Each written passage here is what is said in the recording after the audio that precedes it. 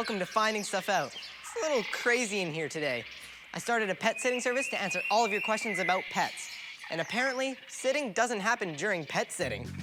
Some of the animals stayed up all night. The dog wants to go out, the cat is hiding, the snake wanted to eat the guinea pig. I can't remember if these food pellets belong to the hamster or the turtle. Plus, someone just called to see if they could bring over a lemur. I don't even know what a lemur is. You're gonna make my head explode. Taking care of pets is a lot harder than I thought. I hope your questions about pets will help me figure out what to do. Here's a question from Brianna. Why don't people have wild animals as their pets?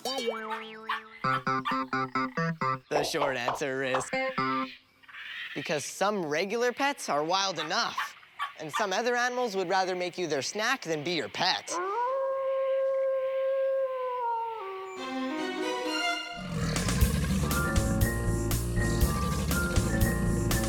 Unpettable pets, the worst pets you can get. Sharks that have sharp, snappy jaws, a tiger with long, scratchy claws, a bear who thinks you look delish, a creepy monster-looking fish. Unpettable pets, the kind you shouldn't get. A lion king who thinks you're lunch, a warthog with mean pointy tusks, a vulture who would eat you up. Unpettable pets, they're not for us. It would be cool to ride a pet zebra or have seals swimming in a pool, but why can't we? I promise to find the answers by the end of the show. Now here's a question from Sarah. Why are black cats bad luck? The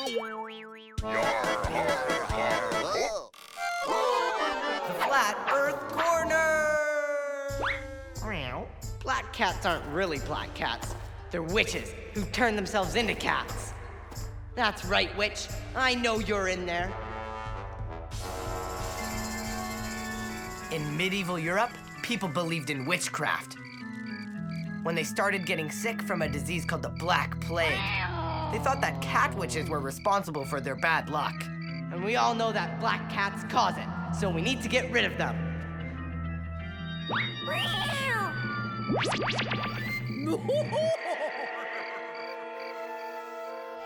Nice kitty.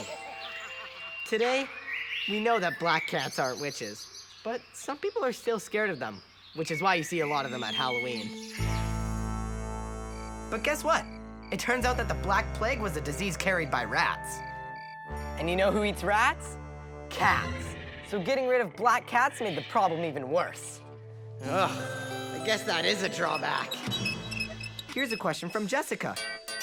Can my cat Fluffy live outside and never come back into my house? I hope so, Jessica, because the cat I'm pet sitting may have escaped. You don't see him anywhere, do you? He's really big, but he still manages to hide somehow. Anyway, so the answer to your question is yes. Your cat could live outside, but it's probably not a good idea. I found out that when cats play, they're practicing their hunting skills, just like these cubs. So, Fluffy has the instincts to survive outside. But some pet owners have their cat's claws removed, which means the cat would have a hard time hunting or surviving. And most cats like being taken care of. Except for that one. This is a bit much. I need the help of an expert. He's an expert on animals, even has his own zoo. Please welcome Seth Falk. Hi, Harrison. Someone dropped off a macaw here for you to pet sit. Oh, cool. Can I wear it on my shoulder like a pirate? Absolutely. Her name is Sapphire, and she's a green ring macaw. Awesome. So, does it need a cage, or can it just fly around freely? She sleeps in a cage at night, but she needs 8 hours a day of interaction and playtime and lots of special foods. Right. Whew. I think there's another guest here with a pet. Can you take care of it while I answer another question? Here's a question from Rebecca. Why do cats stay up at night but sleep in the day? Tell me about it. Pets don't live on our schedule. You can't just give them a bedtime. I'm not sleepy. I want another bedtime story. Cats aren't the only ones that stay up all night. Guess who was spinning on his wheel at 3 a.m.? Oh, sure. Now you're sleepy, Mr. Hamster. He partied all night.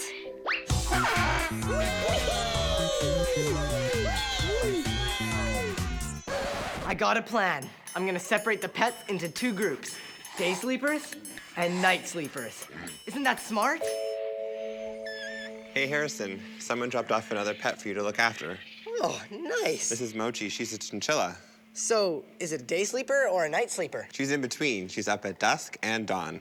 In between day and night? That means I have an animal up all the time that's always needing my attention. Yep. I have a question about that. It's from Daphne. Why do pets need so much care? Yeah, that's what I would like to know. Let's hear what you have to say. Let's get some. I'm pet sitting a lot of pets this week, so I need these kids' help. What's the hardest part about taking care of your pet? My cat, whenever it goes outside, I always have to chase it back inside. When my 2 cats, Boot and Zazu, fight all night and I have to break them apart, one has to go inside and one has to stay outside. It's kind of hard to get my bird back in my cage because I have to always chase him around and stuff, and sometimes I have to pick him up. And he bites my fingers really hard. My chickens poo everywhere, and I have to clean up the poo with a hose. And then in their cage, I have to take it out with a bag. Well, my dad normally locks tubs in the bathroom. He normally does his business on the floor. Like, there's poo and pee everywhere. I can't even step anywhere. So I accidentally kind of step in it. And then it's a lot of work. And I have to clean my feet afterwards. Yuck, that's awful. Pets take a lot of work. I better get back to taking care of mine. There sure is a lot to do. Just making sure each pet gets the right food at the right time is really tough. Here's another one. This is Periwinkle, and he's a tortoise. Another pet? This is starting to get overwhelming. Daphne had a question about why animals need so much care. Well, each type of animal has very specialized requirements. So it's about us adjusting to their lifestyle, not them adjusting to ours. Right, well, it's really hard to know what pet needs what and when. Well, at the zoo, I use a chart. It tells me what time and which animal needs to be fed. A chart? That gives me an idea for... my great challenge! Today's challengers are Casey. Yeah! Luca. Yeah! Brianna. Hi. And Sabrina. Hello. Okay, so today your challenge is to figure out what these pets want. Are you up for it? Yeah! Okay, so the 4 pets we have are a parrot, a cat, a hamster, and a dog. But the cat is obviously fake because my cat that I was supposed to be pet sitting went missing. Okay, so I have to make a chart to figure out what these pets' favorite toy is and their favorite food, as well as where they do their business. So maybe you guys can help me out. Okay. Cool? Yeah, All right, cool. Team 1 is Casey and Luca. You'll be up first, and Team 2 is Brianna and Sabrina. You guys will have to go downstairs first, though, so you can't see their answers. Got it. Oh, good. I see they found the cat. The 2 teams have to match the animal to the food it eats, the toys it likes to play with, and the item it goes to the bathroom on. There are 12 possible matches for a maximum of 12 points. Okay, remember, you only have a minute. Are you ready? Yeah. Get set, go! Yeah, this. No, it goes. Okay, it goes for the dog. Here, go. They're bringing the ball to the hamster. Here. And the mouse to the cat. Luca can't decide who the paper towel belongs to. Hey, Luca, that's food you're holding. Casey thinks that this toy is for Coco the dog. 20 seconds left. I think this is for Bird. Luca's finally making up his mind. And here are some plastic bags for Coco. 10 seconds. The wood shavings are for the hamster and the paper towel for the bird. 5, 4, 3, 2, 1. Time's up. Team 1 ran out of time before they could place the cat litter, or the bird food, and they also gave the bird the cat food. Ready, Yep. set, go! This is the hamster. Okay. The hamster likes to run around in that ball all night long. This is the dog for sure. Dog treats, those are the easiest. And a mouse for the cat. Okay. What would this be for? Okay, guys. toy for all You have of 40 seconds, 20 seconds left. You're already at 40. Oh. Okay. Hurry, hurry. This is for the parrot, that's for sure. The paper towels are a toughie. They think the wood shavings are for the hamster and the paper towel for the bird. Hurry, you only have 7 seconds. Okay, wait, this is for the cat. 4, This is for 3, the cat. 2, 1. Okay, time's up. Well, that was a close one. Team 2 ran out of time before they could place the poop bag for the dog, food for the hamster and bird, and litter for the cat. And they gave the bird 2 bathroom items. Unless they think the bird eats hamster litter. Hamster litter? That's yucky. Rah. So, Luca and Casey, team 1, you guys had 9 points. And then, team 2, that's Sabrina and Brianna, you guys had 7 points, so team 1's the winner! As your prize, you guys get to help me clean up all the cages. Oh, thanks. Yeah. Let's do this. Just kidding, you don't have to help, but thanks for playing. Oh, yeah.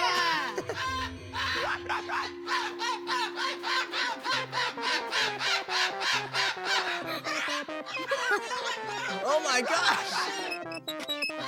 Next question. It's from Farah. Is there a difference between my pet rat and a rat on the street? I checked, and the answer is yes and no. They're both still rats, but they're different. Rats in the street can be mean. They probably have to be to survive. But when people wanted rats for pets, they chose the gentlest, friendliest ones. And when those rats had babies, the babies got even gentler. Harrison, these rats you're pet sitting make the best pets in my opinion. Rats are the best pets? Absolutely. Rats are social animals. That means they have lots of friends. See? Splinter here will make friends with you really quick. Oh my gosh. Look at him scurry. Oh, do you have a dog? Oh, yeah. That's my neighbor's dog, Jackson. Yeah, my mom says he's not allowed in the house, but I'm supposed to be pet sitting him. Do you mind washing the place while I go help that dog? It needs some special help. Yeah, no problem. Here's a question from Jacqueline. I wonder if my dog Gypsy could understand me when I talk to him. Can dogs understand us when we talk? To find out, I'm here with my friend, dog trainer, Jean Lassard. Hello, Harrison. Thank you for having me on your show. I hear you need help. Yeah, well, this is Jackson. I'm pet sitting him, and he won't calm down. Maybe you can help. Yes, I'm sure I can help. I don't know what to say to get him to calm down. Okay, because he's barking at the fence, huh? Yeah, so, like, do dogs speak a different language or something, or do they not understand us, or what? Because I've tried to calm him down before. Well, yes, they can understand lots of words and gestures and signs. You just have to teach them. Okay, well, let's So try let's it. teach Jackson not to bark. So you call him to you, have him sit. Jackson, sit. Does he do it? No? Okay, well, I'll use magic. Look what I got. Sit. Oh, this works well. You want to try? Does the treat just, like, help him motivate him to sit? It will change his emotion. So what should I say? Well, if he's barking at the fence, let's say, you can call him to you. Jackson, ask him to sit. He will do it. And treat him, reinforce him. That was a treat that you gave him? Absolutely. Okay. And I'm going to wait till he's silent, and I'm going to reinforce the silence. Right, so when he's silent, that's when you give him the treat? Yeah, exactly. So you'll have him do whatever you want with this. Really? You can teach him when you bark at the fence, come to me, sit, and So sit. give him a treat. And then sit. Ask him to sit. Sit. Yes, Give him the a treat. treat. Great. So while he's eating, he's not barking. Yeah. Huh? And if you do this every time, he'll bark less and less and listen to you more and more. So not only did I learn to get Jackson to stop barking, I did it by teaching him a word. Sit. I guess they can understand what you say if you teach them what it means. Yeah, congratulations. Thanks for helping me with Jackson, but Sarah has another question about dogs. Let's look at that. Why does my dog Rocco wax his tail when somebody comes over? Yeah, why do dogs wag their tails? Well, let me show you my dog. Billy, Billy. They wag their tail to communicate. Right. So, dogs wag their tails because they're happy. Well, not only because they're happy, they could wag their tail because they're anxious, because they're mad. It depends. Okay, so I can pet a happy dog like Billy, right? No, no, no. But I thought you said... You have to ask first. Right. Because you never know. The dog could be dangerous. So, can I pet Billy? Yes, you can. Awesome. Thanks for helping me find stuff out. Welcome.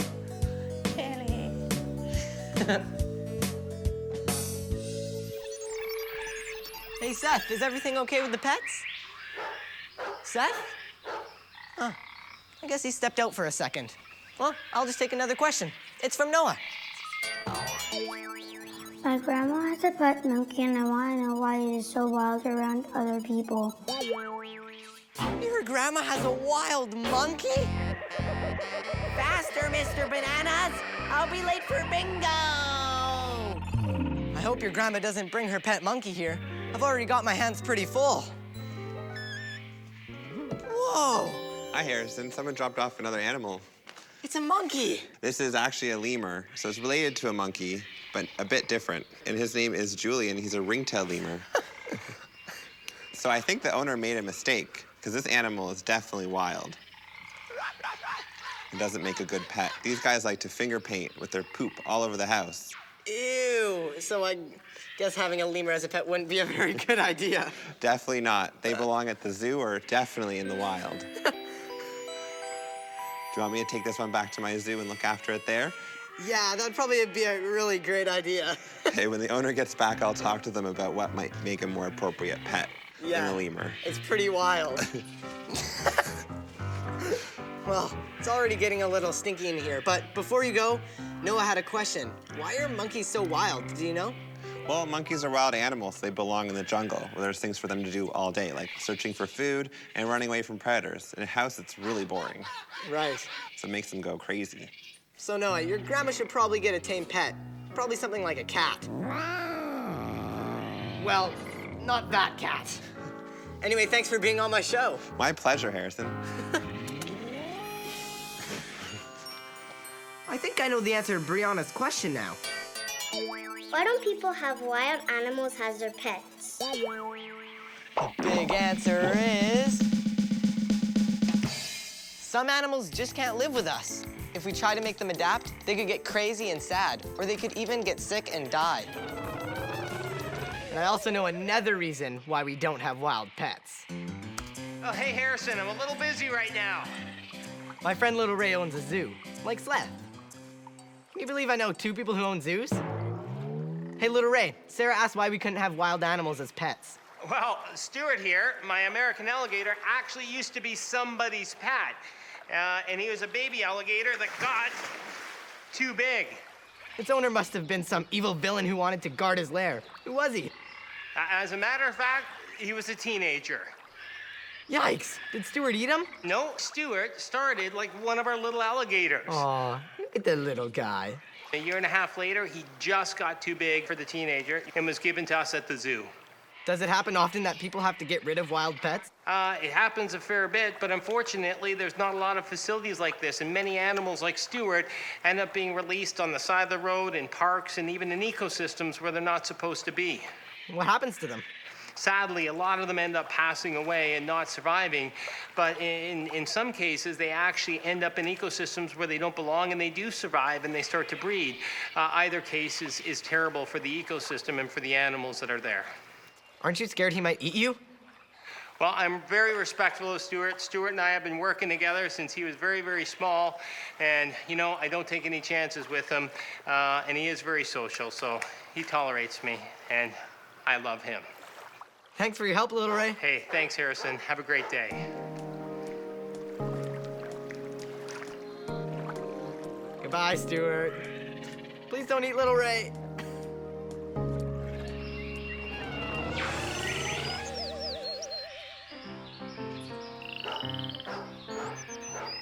Whew. That sure was a wild day. And I sure hope I answered all of your questions about pets. Huh. It says there's a baby wildcat loose in my neighborhood. It looks just like... Uh-oh. Maybe the kitty I was pet sitting wasn't a kitty at all. Seth, could you come back and help me with something? See you next time for more Finding Stuff Out, I hope. Here, kitty, kitty. Nice kitty. Oh, here, kitty. Please don't hurt me. I had the best day ever, Kiona. I aced my math test, and it was pizza day in the cafeteria. Kiona understands me because she's the smartest, the bestest, and the cutest dog in the world. Yes, you are. But I'm wondering the same thing as Leah. Do humans really understand dogs? I'm really not sure. But I'll find out by the end of the show. Maybe if I understood Kiona a little bit better, I could teach her new tricks. Roll over. No, roll over, not stay, roll. Well, I have the same question as Soham. How do you get a dog to do whatever you want? I found the perfect place to find an answer, Soham. There's a dog training camp where kids can learn how to get their dogs to do super cool tricks. I'm gonna meet Antoine and his dog Caramel, Noah and Bodie, and Cecile and Bella. Marianne, the dog trainer, will be there too. I know exactly what Kiona would say about going to camp. Camp? Roasted marshmallows? Swimming in the lake? Oh yeah! It's not that kind of camp, but it'll be just as fun. Wow. Antoine's dog knows how to sit. He gives his paw. Wow. And he lies down on command. If Kiona learned tricks like that, she'd be a superstar at the dog park. Please, no selfies. If I have to do one, I have to do 100. Woof. How do you make your dog do tricks like that? You have to build up trust with your dog. The tunnel trick is a good way to start. Let's do it, Kiona. You go through the tunnel first to show your dog. Hold out a treat and tell her to come. Okay. Thank you. Kiki, come. Come here. Come on. Come on. Good girl. Very good. So when Kiona saw me go through the tunnel, she knew it was okay for her to do it too? Yeah, you build up trust with her.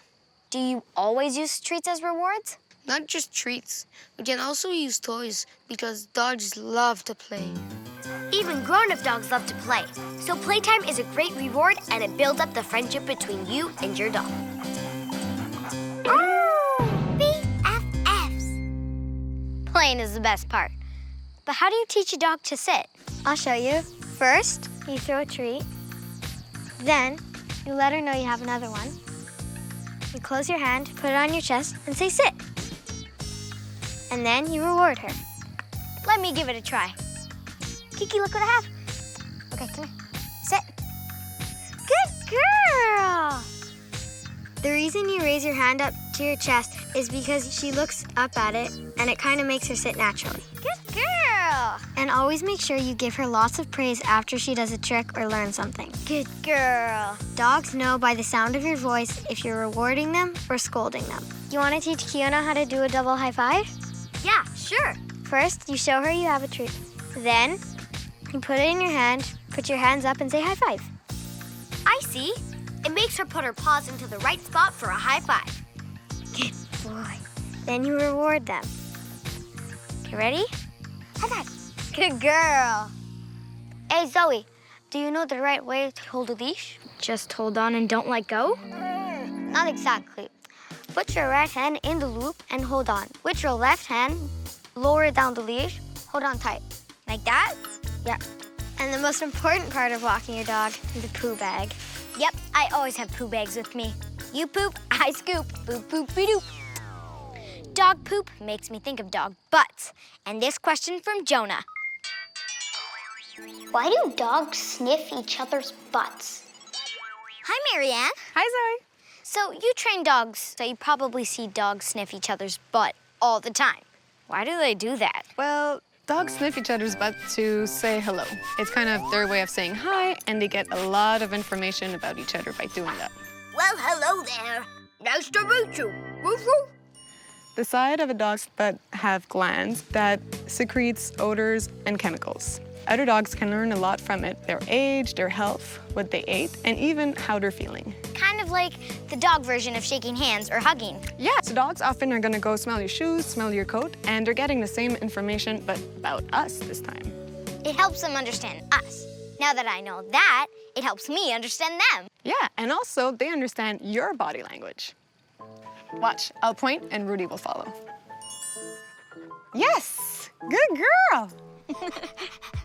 Thanks for helping me understand more about dogs, everyone. You're welcome. Me and Kiona are gonna keep learning new tricks. We are? Usman has a question about how dogs manage to figure out something really special. How do dogs know where to go when their owner is blind? Dogs can do all kinds of jobs. You train them and they get rewards, like playtime. That's a reward, isn't it? Yes, it is. But if you have a dog for a blind person, I found out they get special training. They're called guide dogs. They learn to stop at curbs and follow orders. If there's danger, like the sound of traffic at a crossroad, the dog won't move until it's safe. The dog owner tells the dog when to turn, and it's up to the dog to stay away from danger. I found out that there are also specially trained dogs for kids with autism, which is something some kids are born with. But not all autistic kids are the same, just like I'm not the same as all of my friends. I invited someone who can help me find out more about her special dog. Please welcome to today's show, Taylor Passmore and her dog Solo. Hi, Taylor. Hey, Zoe, how's it going? Good. Hi, Solo. So what's so special about Solo? She's actually one of the first autistic service dogs, and these dogs have not been around for a very long time. So how does Solo help you? I suffer from ADHD and autism, so I get super stressed out. And for people that don't suffer from autism, it's perfectly fine, but for me, it's really hard for me to work. Just a simple math test, I just get so stressed out. When Solo's with me, just knowing that she's there helps me, but in case I just get too stressed out, I just give her a little cuddle, as if it's just me and her in the room. So how do kids in your class react? Even the teacher says it just makes everyone feel calm. Have a look. It's fun to have her in a class, and it's funny when we're reading and she just snores. Sometimes we have to tap Taylor on the shoulder and get her to wake Solo up. We're really lucky to have Solo because, like, when we were doing our exams, we were, like, all stressed out, but sometimes we'll look at Solo and, like, the stress will go away. Yeah, like you see Solo, then you're like, oh. Well, you can't really interact with the dog because it's working, and we can't touch her when she has her harness on. So why can't they pet Solo? Well, it would just basically be really hard for her to concentrate if everyone's just petting her left and right. She wouldn't be knowing who to help, and she would just get super confused. So when the harness is on, she knows it's work? Yes, and as soon as I take it off, she's like any other house dog. And she's still a little puppy, so she would just be running around crazy. So do you take Solo everywhere? I could take Solo anywhere. We go to restaurants, movie theaters, airports, malls, practically anywhere. I'm always with her. We're a team. She even sleeps in my bed with me. Before I got her, I was just so stressed out, but just knowing that she's there just makes me feel a lot calmer. She's my best friend. Well, thanks, Taylor and Solo, for helping me find stuff out. It was no trouble at all. Looks like my dog, Kiona's having her afternoon nap. That reminds me of a question I got from Michael. Do dogs dream? I've seen Kiona twitching. She twitches her ears, her eyes, even her legs when she's sleeping. So I think she's dreaming. It looks like scientists think so too. They found out that a dog's brain and a human's brain work a bit the same during sleep time. So they're pretty sure that just like us, dogs have dreams. But what do they dream about? I can answer that in a song.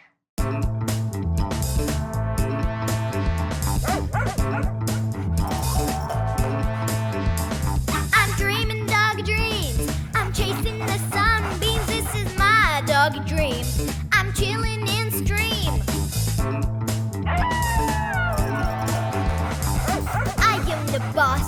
of the town where there's lots of frisbees and squirrels and super doggy love. If you see me twitching, it's because I'm itching to play in my dream, to be the dog supreme. It's my adventure. I am the inventor of my doggy fun time zone. Give this dog a bone. I'm dreaming doggy dreams. I'm dreaming doggy dreams. I'm dreaming doggy dreams. I'm dreaming doggy dreams. Dogs probably sniff everything in their dreams. Kiona often smells things that I don't even see. How can dogs smell things we can't smell? I found out that smell is the main way dogs download information about the world around them. And their nose has about 300 million smell receptors that help them sniff things out. Hey, people only have about 6 million. Scientists think that dogs can smell 10,000 to 100,000 times better than people. What? My sense of smell times 100,000? A skunk smell would knock me out! The trash can stink would be unbelievable! Ew! You're gonna make my head explode! I also found out dogs can use their powerful sense of smell to do amazing stuff. They use their nose to know which direction to go when looking for missing people. The first footprints have less smell than the next ones, so the dog knows which way the person went. They can also be trained to find people under rubble after an earthquake, and to sniff out bombs, money, and even bed bugs. And that gives me an idea for... My Great Challenge! Today's challengers are Emma and Isla on Team Smell Hunters, and Usman and Audra on Team Sniff Detectives. Think you can sniff things as well as dogs can? Yeah. Yes, no. Yes. No. Well, that's your challenge. You're going to take a big whiff of this box, and you have to go out and find the matching one that I've hidden and bring it back here. Ew. There you go. Okay. Ready? Set, go! I put all kinds of smelly things in those boxes. Can they remember the first one I made them sniff? It was chicken poop. I found one, come. No. No, this smells like nail polish. Oh, I found one. Ew, I found it. Let's see if you guys are right. Found one. Found it. Oh, you guys are right. Yes! Is this right? I don't know. No, it's this one. You guys got it. Okay. Time for the second challenge. Guess that smell. You have to smell each of the 8 boxes, and then you have to match the pictures with the boxes that you smell. Team Smell Hunters, go! Oh, it smells like coffee. It's coffee. Coffee? It's coffee. Okay. Oh, nail polish. Next one. Smells like fish. You think it's fish? Yeah, fish. Okay. Poop. Nope. Yes, poop. It's poop. Yeah, it's poop. Emma knows poop when she smells it. Lavender. Lavender? Yeah. Something gross. Cheese. Cheese? Mustard. Mustard? Mustard. Obviously mint. Okay. That smells like a mint candy, not the actual mint. Okay, now it's Sniff Detective's turn. Okay, guys, go. Chicken poop. Looks like we've got another poop smell expert. Mint. Lavender. Okay. Nail polish remover. Nail polish remover. Exactly. Fish. Fish? Okay. Fish. What do you think it is? Mint. Obviously. Cheese. Coffee. Coffee. Yep. Mustard. Everyone could smell mustard. So, Smell Hunters, you got all of these right.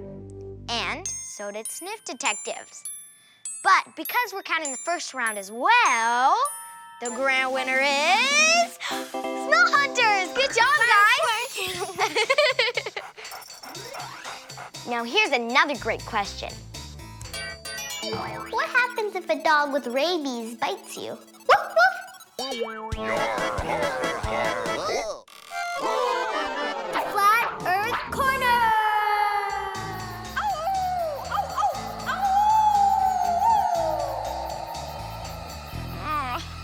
No, not again.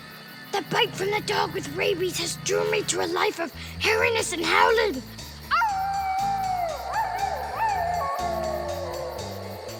Upon every full moon, I transform into a hideous werewolf, creeping through the dark until daylight appears. It's like totally exhausting. In ancient times, that's what some people believed. But there's no proof werewolves exist. Rabies, on the other hand, is a serious sickness. It's a virus like the chickenpox or the flu, except it affects the brain and spine. Dogs and other animals can get rabies, and if one of them bites you, it can make you pretty sick. That's why we give our pets vaccines against rabies. Luckily, we have medicine, so if you do get bitten, you won't turn into a werewolf. What? Ah! Phew. I wonder what Kiona thinks that is. I wish I could speak dog so we can understand each other. Hello!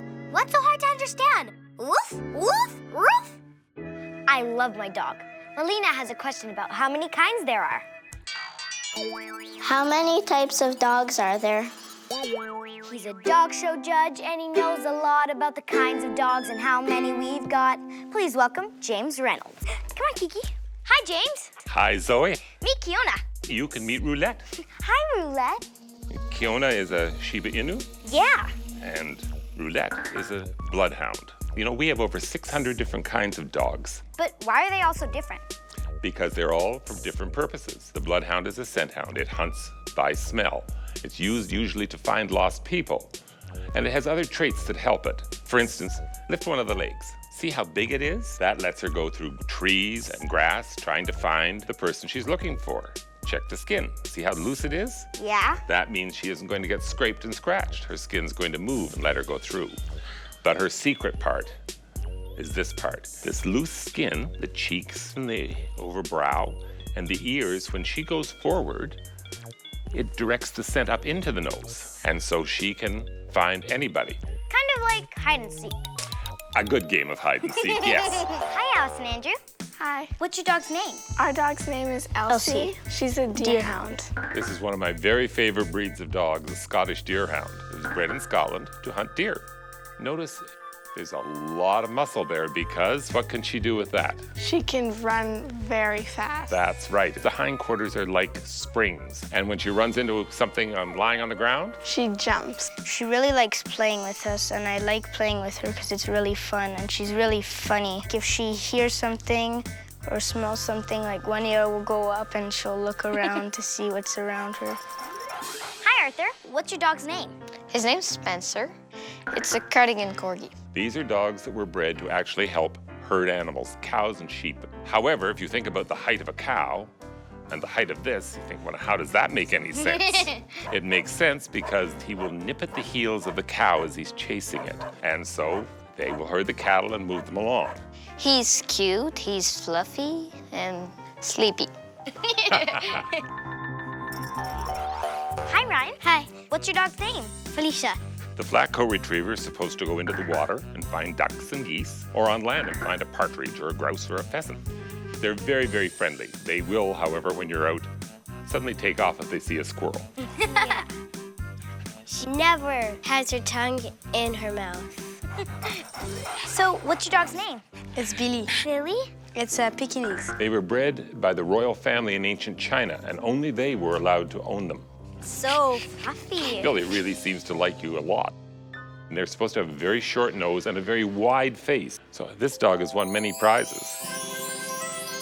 Along with being, as you can see, a very friendly, nice dog just to know. You're so sweet.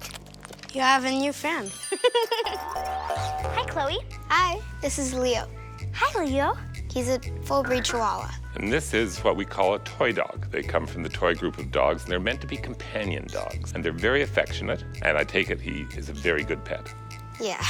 He always seems happy and always wants to play. He never loses energy. And my dog Kiona is a Shiba Inu. So the Shiba is very old. It's been a breed for many thousands of years. So dogs and humans have been friends for a really long time. Probably 30,000 years since that first person went and found a wolf cub, brought it into the human group, and then it became useful to them, and it was used for hunting or for pulling things, such as in the north, pulling the dog sled, but most importantly, as a companion. Well, thanks, James, for helping me find stuff out. My pleasure. It's always good to see people having fun with dogs. Dogs are a lot of fun. I understand them a lot better now, too. Hey, that means you can answer Leah's big question. Ruff, ruff. Do humans really understand dogs? Well, Leah, the big answer is... yes, we can. Once we understand why dogs do the things they do, we can understand them a lot better. Just like they can understand us by how our voice sounds and how our shoes smell.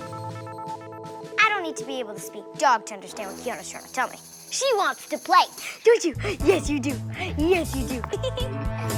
Hi there, I'm Mr. Bones, and I'm here, or maybe I should get out of here because of this question from Alessia. I wonder what we would look like without bones. No bones? Who would ever want that? I actually think it would be kind of fun. Well, that cuts me right to the bone. Oh, I didn't mean it. I'm sure you're useful for something. I feel it in my bones. Good one, yeah.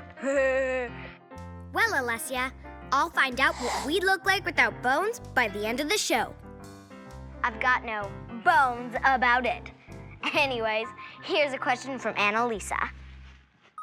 Does every animal have bones? I checked, and I found out that fish, birds, amphibians like frogs, reptiles like lizards, and mammals like us have bones inside our bodies. But it turns out the world has way more animals that don't have bones. So, which kinds of animals don't have bones? You've got your insects like caterpillars, butterflies, ladybugs, bumblebees, beetles, grasshoppers, and other creepy-crawly things like spiders and centipedes. There's worms! They have no bones! Neither do lobsters or crabs! Jellyfish, squids, octopus, snails! There's so many! In fact, 96% of animal species don't have bones! That's almost all the animals on Earth! Ah! You're gonna make my head explode! That's a lot of boneless animals. But this great question from Belize really got me thinking. Why are some boneless animals squishable and some not? That's true. Not all boneless animals are floppy and squishy. Why do some have hard parts and others don't?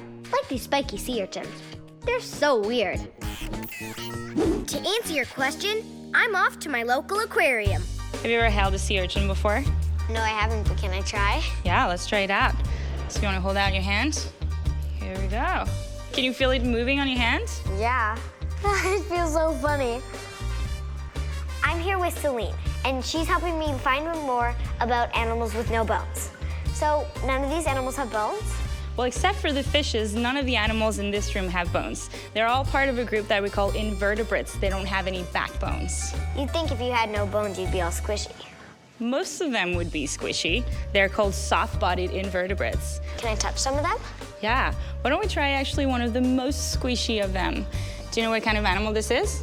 It looks like a sea cucumber. That's right. This is a California sea cucumber. And you can see it actually starting to look like it's just gooing away. Yeah. That's because most of its body is water, so when it's out of the water, it can't retain it, and that's why it's so squishy. This feels like slime. It's so weird. This is called a box crab. This crab doesn't look squishy at all. That's right, it's not. It's really hard. It is really hard. A lot of invertebrates still have a hard outer shell, like this one. It's called an exoskeleton. Oh, I see. So the exoskeleton's on the outside? Yeah, it is. It's kind of like having an armor. it actually needs to do something that's called molting every now and then in order to grow. One of my crabs actually molted this afternoon. Yeah. And you can actually see Whoa. the way it looks like on the inside. It's empty. It's like a hollow suit of armor. Why would a crab get rid of its shell? Well, see, the shell is hard, so it doesn't expand. So when the crab needs to grow, it's gonna leave its old shell behind so it can make a new one. And it's soft for a little while, and then over a few days or a few weeks, depending on the species, it's gonna get hard again. It's gonna have a nice new hard shell to protect it. Are there any animals that have shells? Yeah, lots of other animals have shells, like oysters and clams, and even weird-looking animals called chitons, like this little guy. It's like bumpy.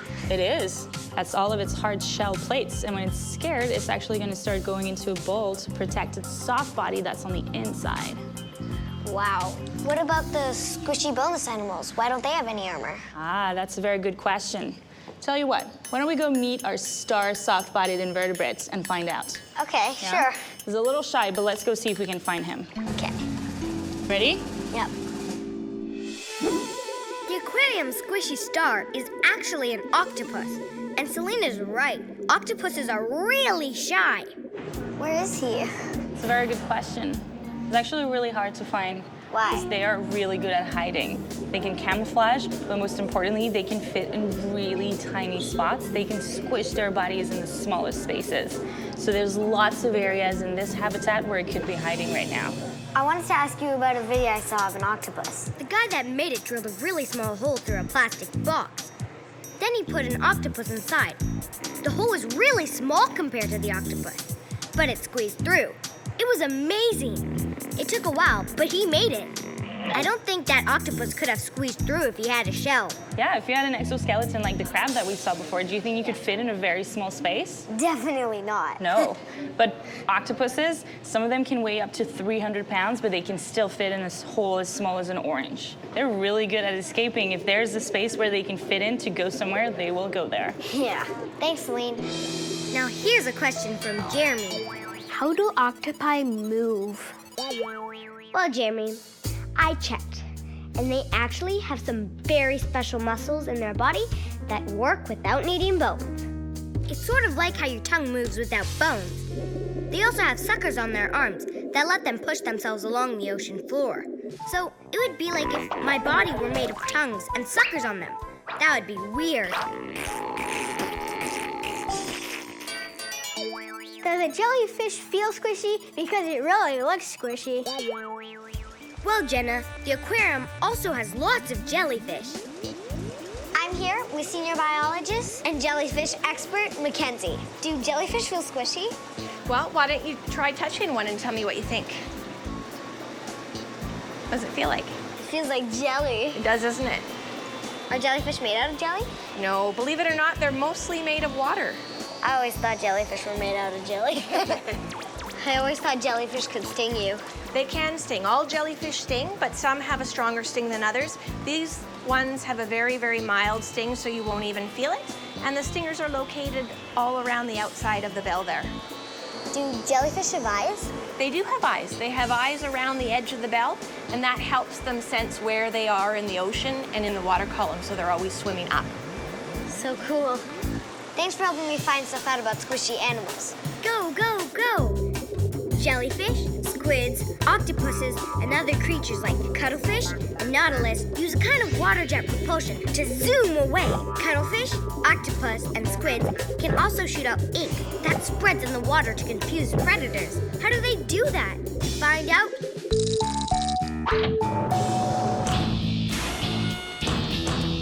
Uh-oh, do try this at home. In this experiment, Daniele and Andrea will use these water balloons as our squids. They fill them with water and food coloring to pretend it's ink. Here we go. It is farting out some ink. And it's spinning. Look at them go! Just from the force of the water streaming out.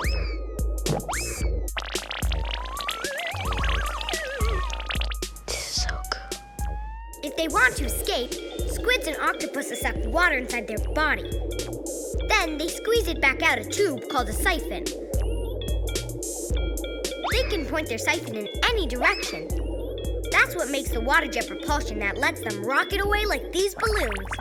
Cool, huh? Thanks, guys. Bye, Zoe.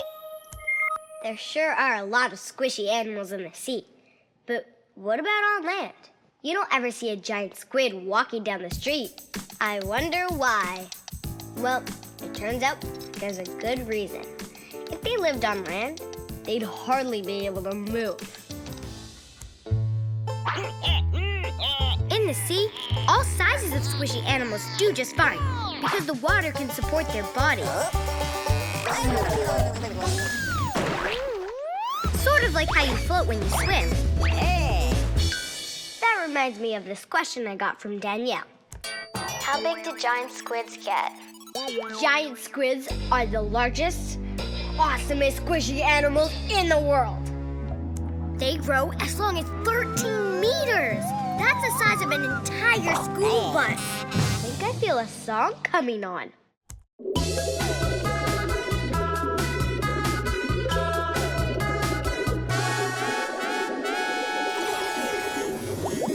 I've got no bones. I'm the size of a bus. I'm a squid who lives in the ocean blue. Oh, here in the water I go as I please, but on land I flop around like a pile of goo. Pile of goo? If you're squishy and boneless and want to be on land, a word of advice between me and you. To live out of the water, you'd better be small, so you can hold your body up and hide from you-know-who. Hoo-hoo-hoo. Just stay small and slimy, that's all you have to do.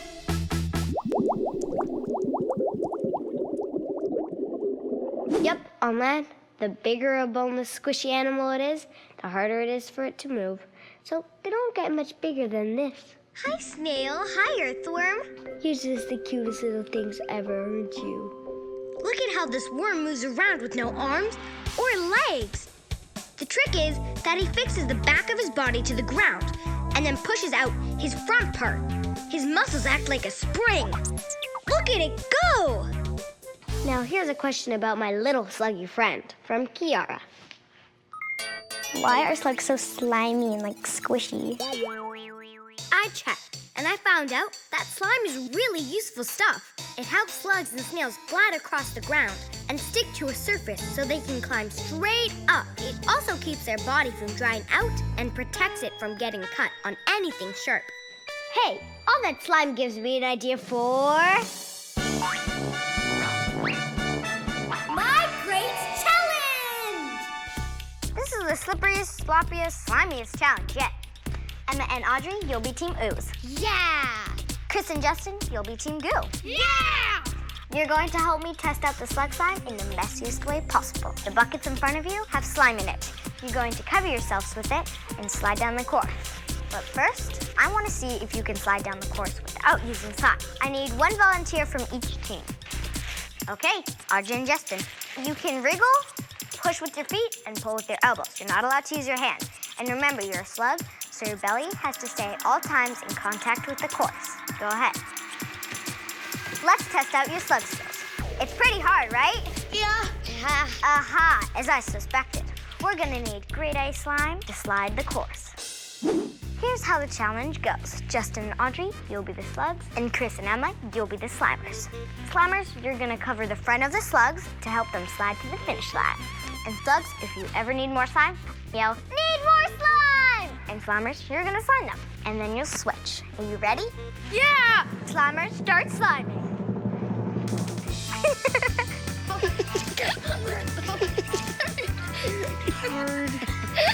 Okay, all slimed up. Now go! Hurry up, slug! Let's go, Audrey, go, Audrey, go, Audrey. It looks like this is gonna be a tight yet slippery relay race. In a relay race, your partner continues the race when you get back. First team to finish wins. Go, go, go! Chris, get out. Remember, when you're done, you can start sliming your teammate. I need to get slimed. Go, go, go, go! Team Goo has a late start, but they're not far behind. Almost there. What's this? Team Goo looks like they're not moving at all. Need more slime. Need more slime. Okay, go back. Oh, whatever. Not enough slime, I suppose. Team Ooze wins! Yeah! Why do you think slime comes in handy for slugs? It helps them move easily and climb walls. To protect their skin from rocks and scrapes. Because it helps them move around.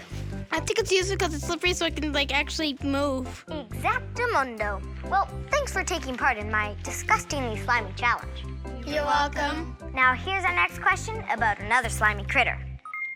Why do leeches stick to you? Yuck. Great question, Noah. I found out that hundreds of years ago, some people actually wanted these squishy animals to suck their blood. And here's why. Flat Earth Corner! Leeches. Get your leeches here. It can cure whatever's wrong with you. Got a headache? Stick a leech on it. It'll drain that pesky blood right out of your head. Sore knee? Stick a leech on it. Stomachache? You bet. Let these little suckers go to work. There's nothing they can't cure.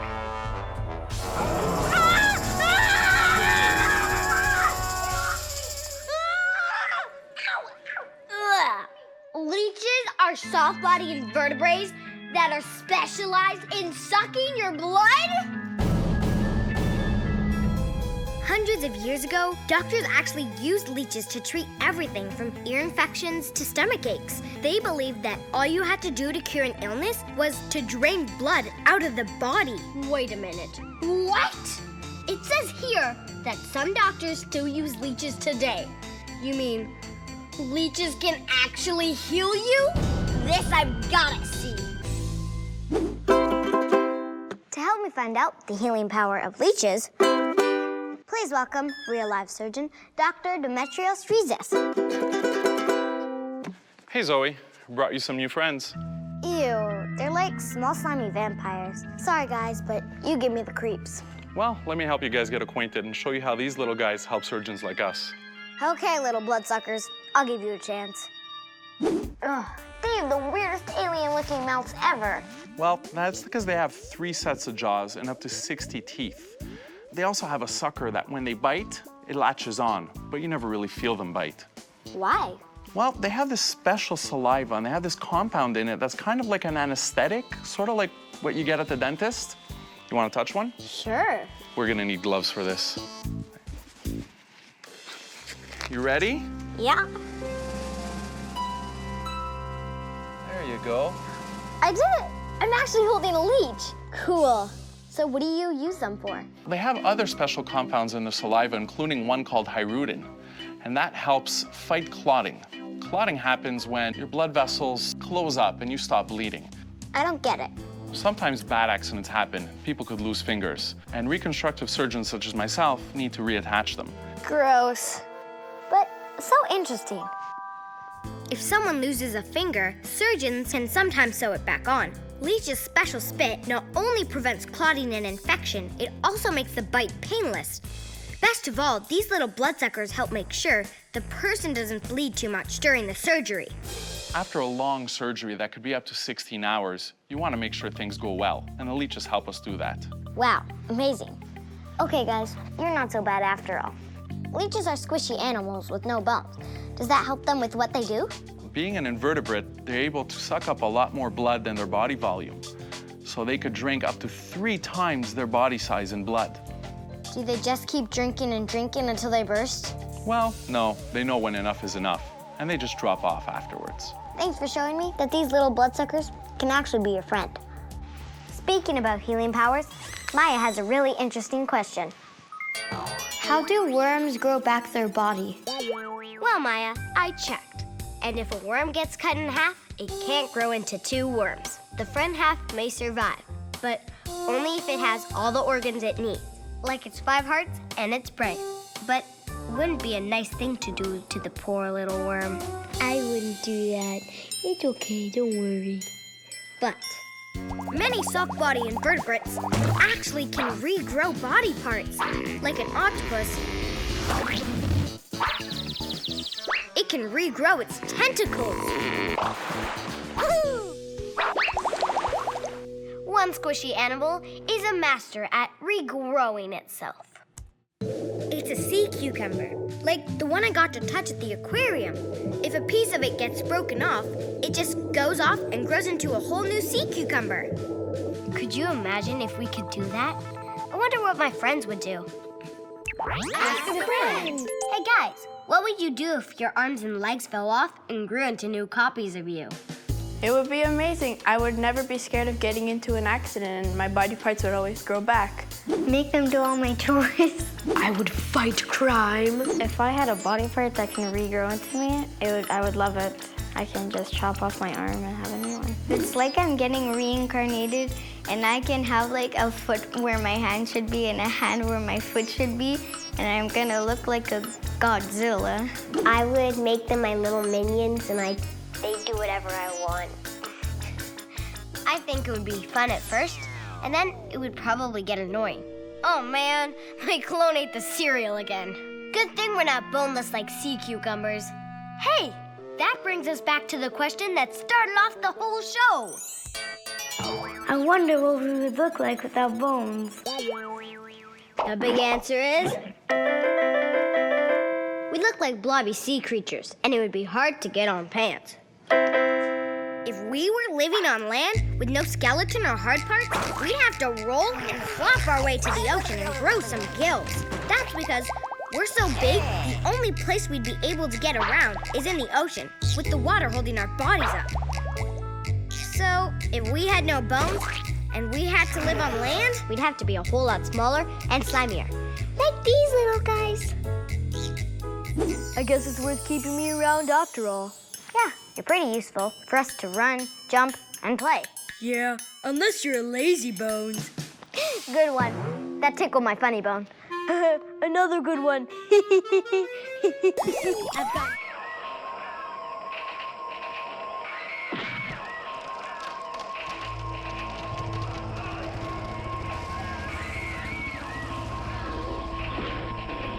I love monster movies. Don't you?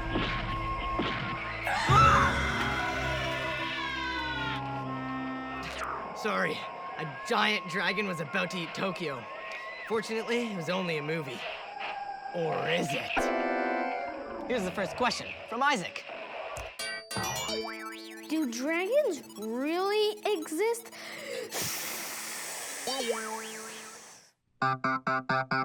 The short answer is... it's a mystery, but some people say yes.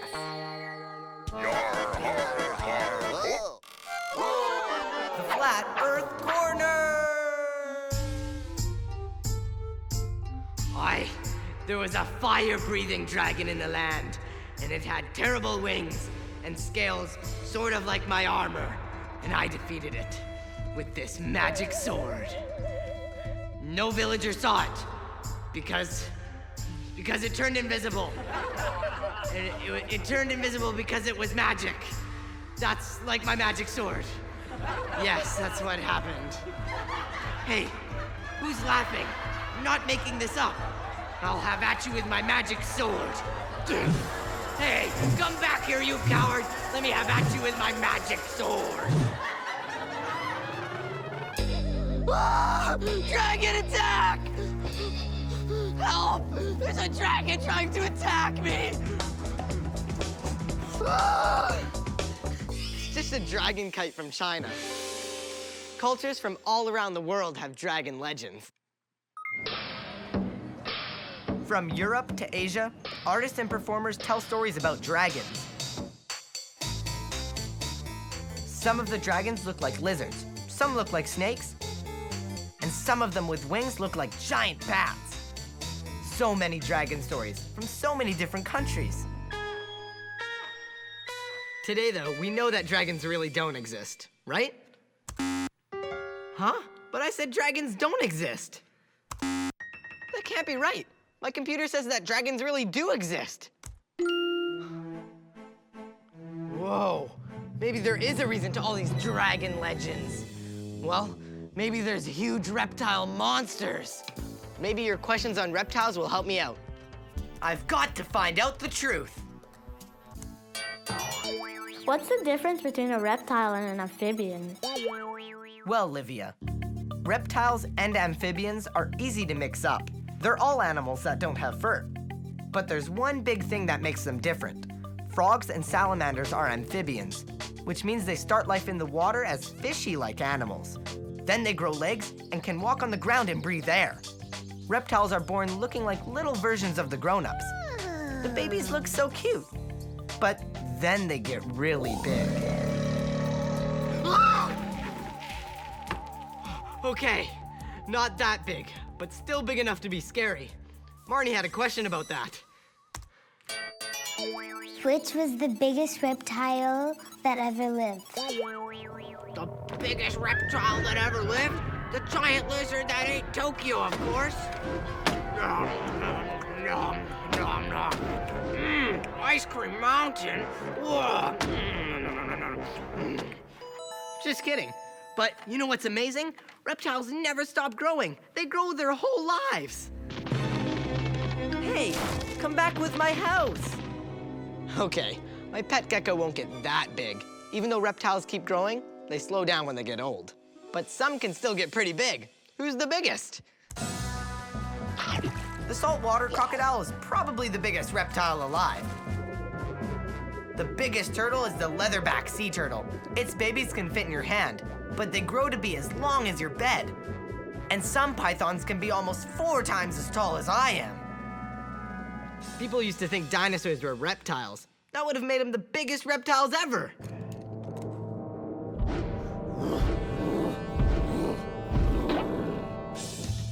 How's it going, big guy? Today, scientists think dinosaurs were their own group of animals. They weren't reptiles. But I wondered, could dinosaurs be those dragons that we hear stories about? Nope. My research says that dinosaurs were extinct way before humans existed. I guess I have to take some more questions. Here's one from Sammy. How do some reptiles crawl on walls? To find out how reptiles climb the walls, please welcome reptile expert Pat Benatar. Hi, Harrison. Hey. Thank you for having me on your show. This is my lizard, Spike. Oh, I sure hope he doesn't climb my walls. Looks like he'd scratch them all up. Actually, this is not a wall climber. His feet are not made for climbing walls, but your gecko sure can. Oh, he sure does. Look, he's climbing. But how come your lizard can't do that? Your gecko has little hairs on the end of each of his toes that help him to stick to things with static electricity. Hairs? I don't see any hairs on his feet. Well, it's kind of like this. If I take this balloon and rub it on you, it'll stick. That's static electricity. That's what we believe happens with geckos. It's still a bit of a mystery. I wish I could use my hands and feet to walk on walls. Actually, scientists are working on something like that, but you won't find that in anybody's home anytime soon. I wonder if I could get some good ideas from...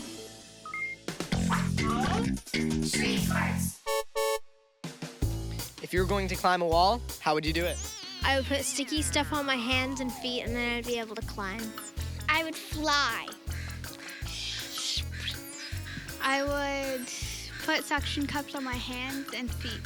I would call Superman and he'd lift me up onto the roof. I can cut a hole in the roof, then I can use a ladder, and I can yell I'm in the top in the world! Well, I would grab some trampoline. I'd start bouncing and bouncing and bouncing until I got high enough to, hurt myself on the roof. Does that sound safe?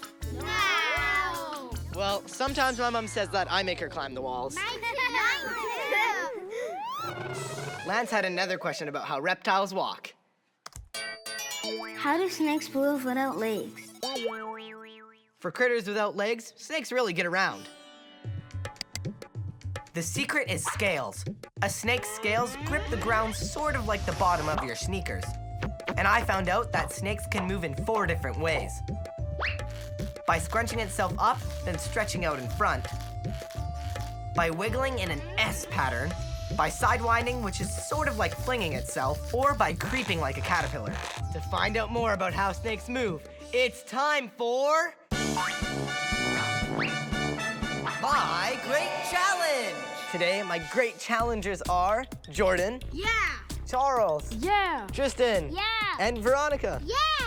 So you're probably wondering why you're dressed up in these snake costumes. Yeah. Well, today you're gonna pretend to be snakes and race to the finish line, and the first one to eat their gummy mice will be the winner. Good? Yeah. Okay, and Pat is here to provide some tips to get you there the fastest. Okay, what you guys gotta do is you gotta slither like snakes. Now, don't forget, snakes don't have arms or legs, so you've gotta press your parts of your body onto that mat and squirm yourself forward. Move along just like a snake. You guys have a goal. You gotta get to that gummy mouse and eat it. Okay. Slither like snakes. Are you ready? Yeah. Get set, and go! Oh, look at this. I think Jordan has a good technique down. Yeah, he's got it going on there. Look at that. We're getting there. Oh, Jordan's way ahead.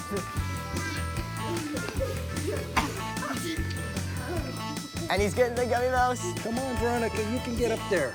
I think Jordan's got it. Jordan's got it, man. Get there. And then second place, we got Charles.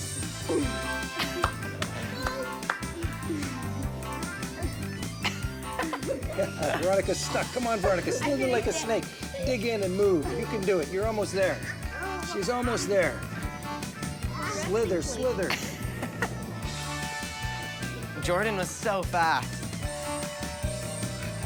Oh, man, she's gonna get it. Get it. Get it. Get the gummy mouse. Here we go. Do it. Yeah. Yes. All right. All right. So it looks like Jordan's our winner. Yeah. Awesome. Okay, so what was your slithery technique that you used to get to the finish line? What I did is I used my shoulders and put them really into the ground. And I didn't really like just go like this. I actually turned a lot and actually put my shoulders into the ground. So you like turned your whole body to get into it? Yeah. Okay, nice. And what about you? I tried to do as big zigzags as possible to pull me from side to side to go across. Right. I use my feet and pretty much every part of my body that sticks out a bit to dig into the mat and push myself forward. Well, my technique was that if I go left to right, it would work, but it didn't work as much. So you guys did great. You basically moved like snakes. So I have a little prize for every one of you. More gummy mice. Yeah. Geez, snakes are so hungry. So obviously snakes don't really eat gummy mice. But here's another question about that. What do reptiles eat? Reptiles can eat bugs, fish, and small animals. Oh, and snakes can eat big animals like deer. Wait, what? How is it possible? A deer is this big, and a snake's mouth is only that big. How can a snake even do it? How does his mouth not rip open or his head not explode? And, uh-oh, my head's starting to overload. Ah! You're gonna make my head explode. Oh, I think my head would explode if I tried to eat something that big. Well, actually, when snakes eat, they dislocate the back of their jaws like this so that they can swallow things larger than their heads. Whoa, so they can just unhook their jaw like that? Exactly. Wow, this gives me an idea for...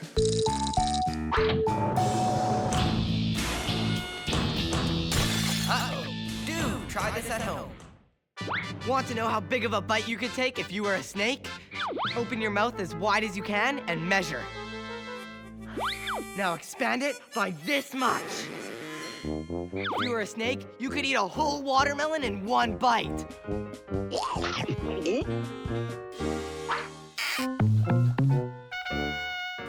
Speaking of weird things about snakes, Paolo had a question.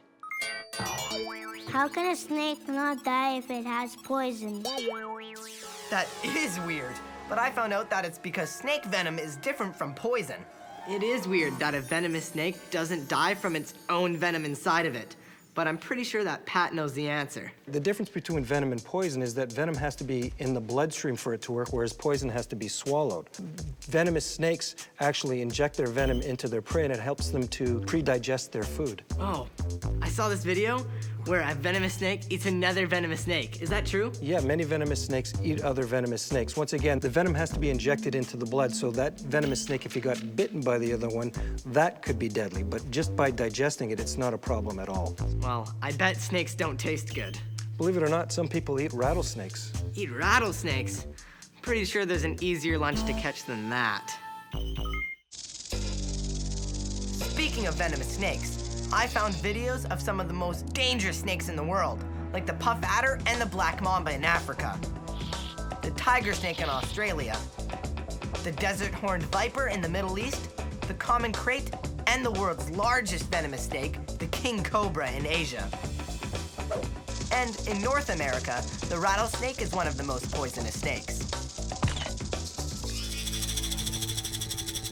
You didn't bring a rattlesnake with you, did you? Fooled you. I always fall for pranks. You know who hates pranks? Snakes.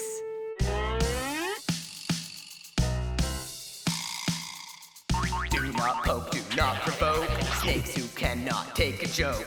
Don't give a cobra stinky gum or ring an adder's bell and run. Their bite's no fun, their bite's no fun. Don't photobomb a viper class or stick your tongue out at an ass. You'll be sad if it gets mad because that fright could be your last. Their bite's no fun, their bite's no fun. Yeah. I guess snakes can't take a joke. Oh, apparently I can't take a joke very well either. Thanks, Pat, for being on my show. My pleasure. Now here's another question from Brianna. How come reptiles have to go on rocks to stay warm?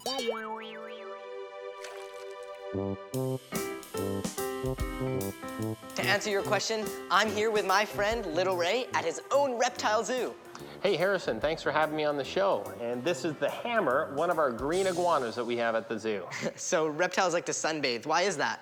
Well, reptiles, unlike us, are ectothermic or cold-blooded. We're endothermic or warm-blooded. And what this means is that we can control our own body temperature. If we get too hot, we sweat to cool down. Too cold, we can shiver to warm up. Reptiles like the hammer can't do that. His body temperature is actually controlled by the temperature of his surroundings. He's looking pretty warm right now. Should we try to cool him off? Well, he will sit under a heat lamp like this to warm himself up or under the sun, and sometimes he can get really hot, but when he gets too hot, we don't have to do anything to cool him down. He will actually physically move to a cooler area if he starts to get too hot. This rock is too hot. Ouch. This rock is too cold. Brrr. This rock is just right. Ah. Whoa, yeah. Ah. I saw something really weird that happens to reptiles when they get too cold. Does this really happen?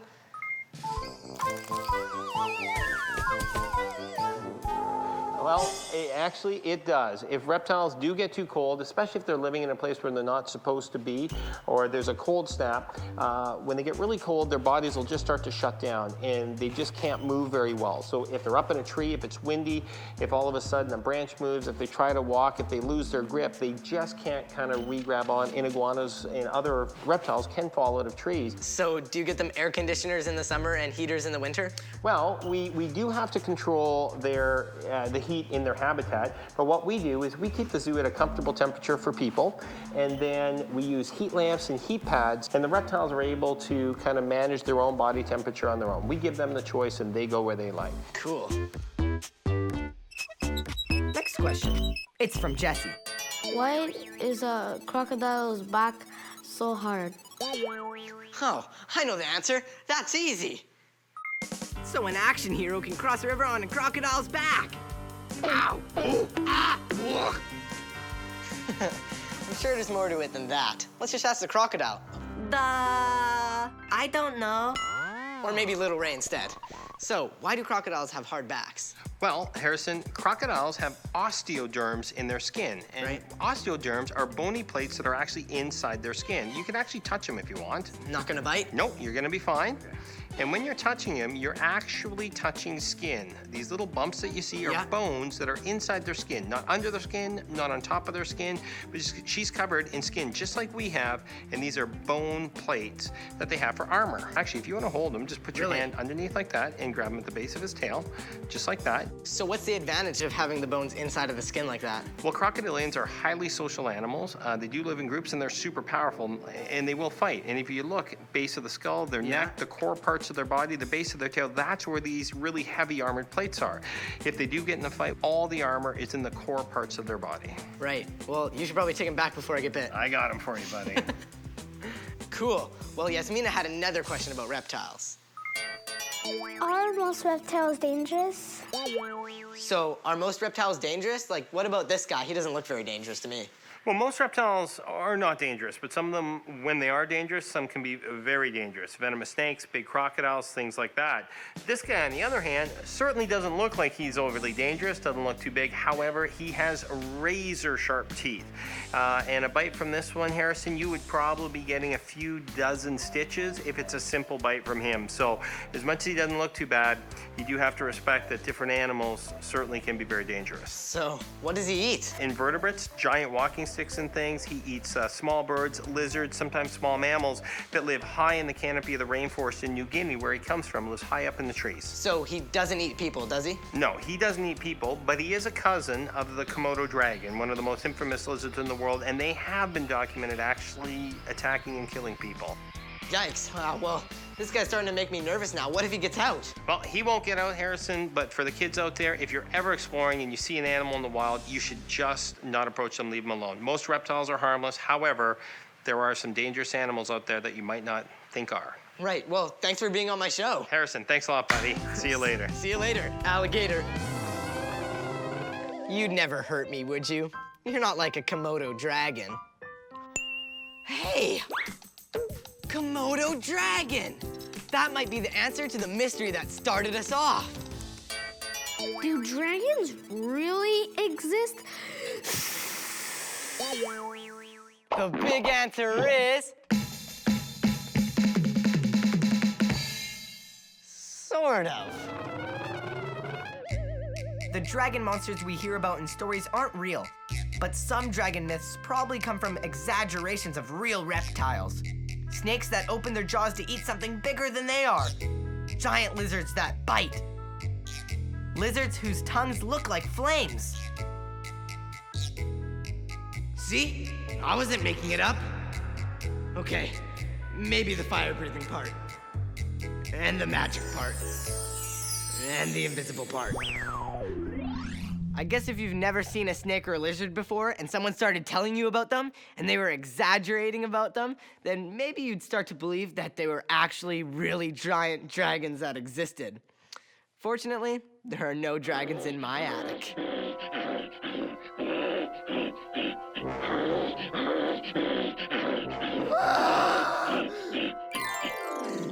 Did I fool you? Well, reptiles aren't scary, fire-breathing monsters at all. I thought you were a nice reptile. See you next time for more Finding Stuff Out. Now presenting my sister's favorite stuff from the show.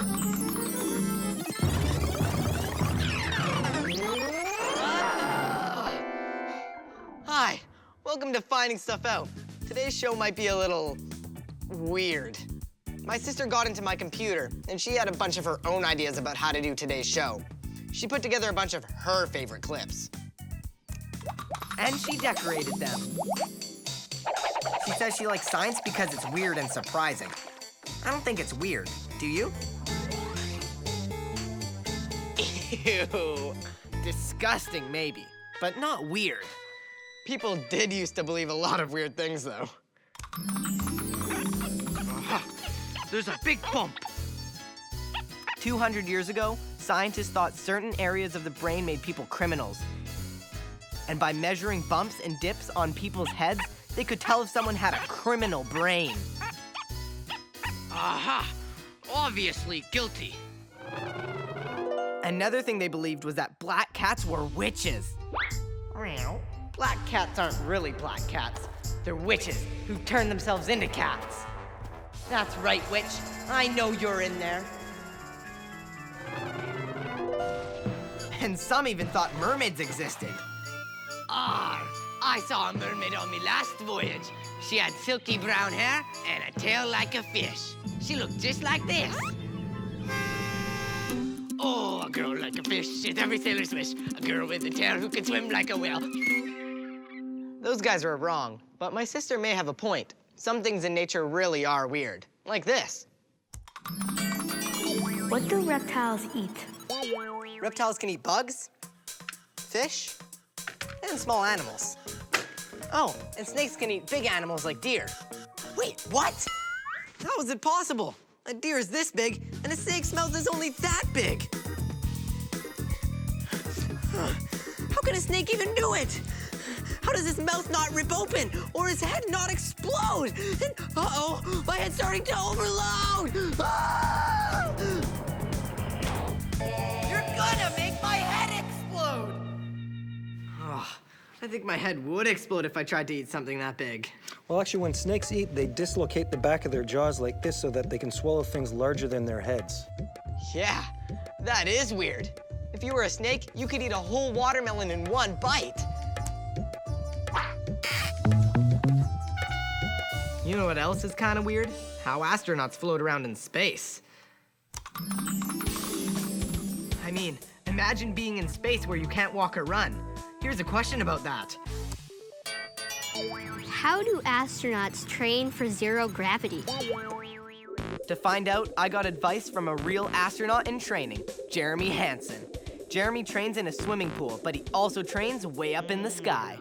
Well, we have this really cool airplane, and you get in this airplane and it flies up into the sky, and then you're just sitting on the floor, and it does this roller coaster motion, goes down like this, and while it's diving down, you're in zero gravity. You're floating just like you're in space, and it is a ton of fun. You can fly all over the airplane, you can do flips, you can tackle your buddies. It's just a really great time, but most importantly, you get to experience what it's going to be like when you're in space.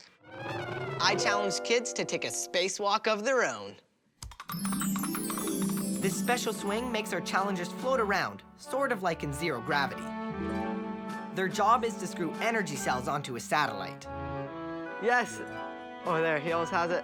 He just has to get it in. Oh, she almost missed it, though.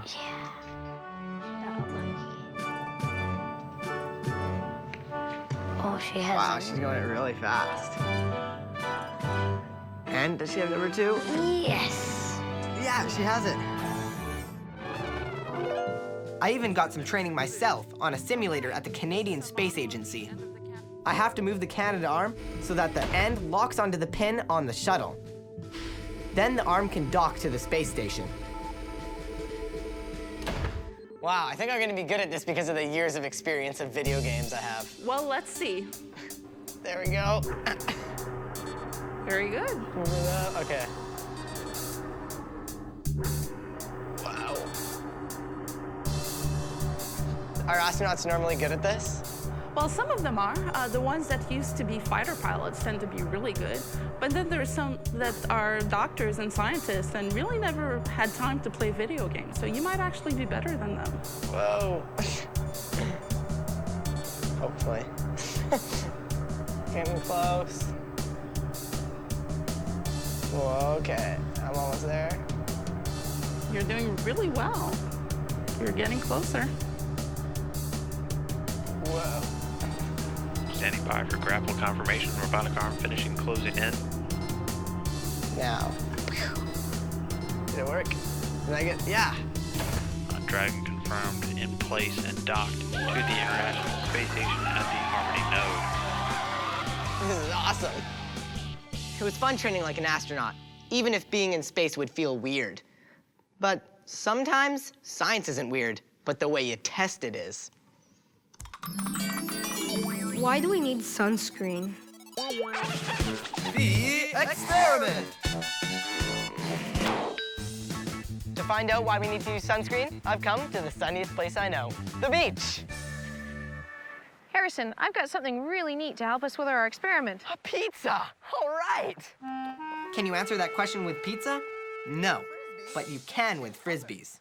Yeah, these are really cool Frisbees. They're designed to change color from white to purple when they get exposed to the UV rays from the sun. So very similar to the Frisbee, when we're outside, our skin contains cells called melanocytes, and they release little pockets of pigment that are designed to protect the rest of our skin. Very similar to opening an umbrella. Whoa. Hi there, melanocytes. Uh-oh, here comes the sun. Quick, we need protection. Open your pigment umbrellas. The pigment umbrellas do protect us for a little while. But if we stay out in the sun too long, they can't keep up, and we get sunburns. Oh, but it didn't change color when it hit the sun this time.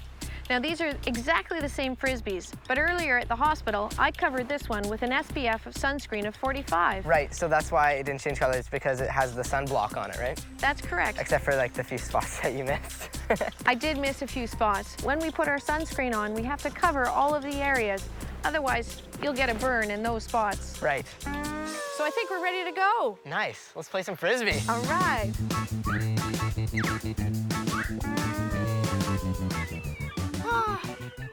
I feel so safe at the beach since you put sunblock on me. I didn't put sunblock on you. If you didn't, who did? Save me! I can't. He's too scaly. That was definitely a weird experiment. Here's another one. I'm going to see if I can grow my own rocks the same way they grow in a cave. I have 2 jars of water here in which I am dissolving Epsom salts.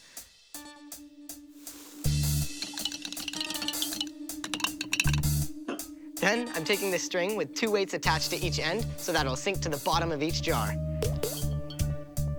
Then I'm gonna slide this plate underneath and wait. As you can see, a week later, I've grown some stalactites and the start of some stalagmites. Pretty cool. I'm glad my sister liked it too. But this experiment was my favorite.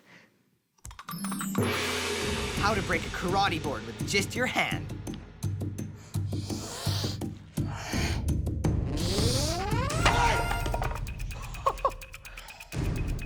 Can you do more?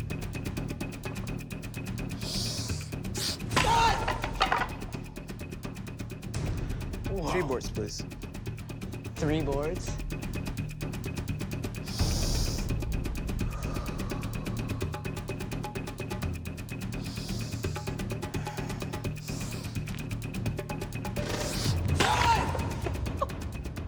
It's sort of amazing how you can break boards with your hand, but there's a scientific explanation. The pine wood that Henry broke has seams, sort of like the paper towels Elvie showed me. Those are its weak spots. Our hand bones are stronger, and the flesh around them cushions the blow. Sort of like the way marshmallows and sponges protected our challengers' eggs. So, when a karate master hits the wood's weak spot with just the right speed and power, the wood breaks.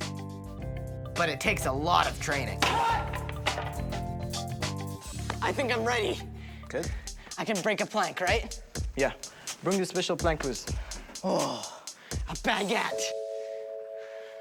Okay.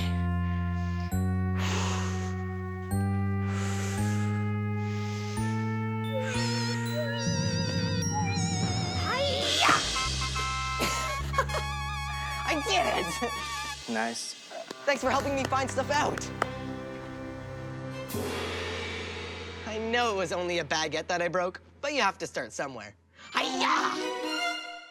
My sister likes this next clip even better, because I had to do something kind of gross.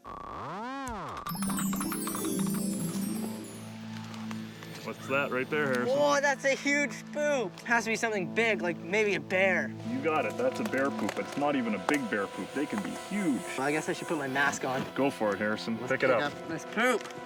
Which piece should I grab? Oh, get as much as you can. Oh, it's all warm. Oh, this is so gross. Oh, perfect. Got I'll it. take that from you. Yeah, you can take care of that. Can't wait to see what this guy's been eating. Put it in there. Keep it safe. Safe. We'll find one more, huh? One more. Let's go find some poop. Let's go looking. Right there, more poop. Oh, look at that one. That's a beauty. You can pick it up this time. You're the pro. Okay, that's a coyote poop. I'm sure of it. But we'll go take it back to the lab, have a closer look. Awesome. Away we go. Let's go. So let's start with the coyote. It's kind of the biggest bones and obvious here. Anytime you look at a bone like that, it's pretty hard to tell where that's from, what kind of animal. But the best thing is if you can happen to find some teeth.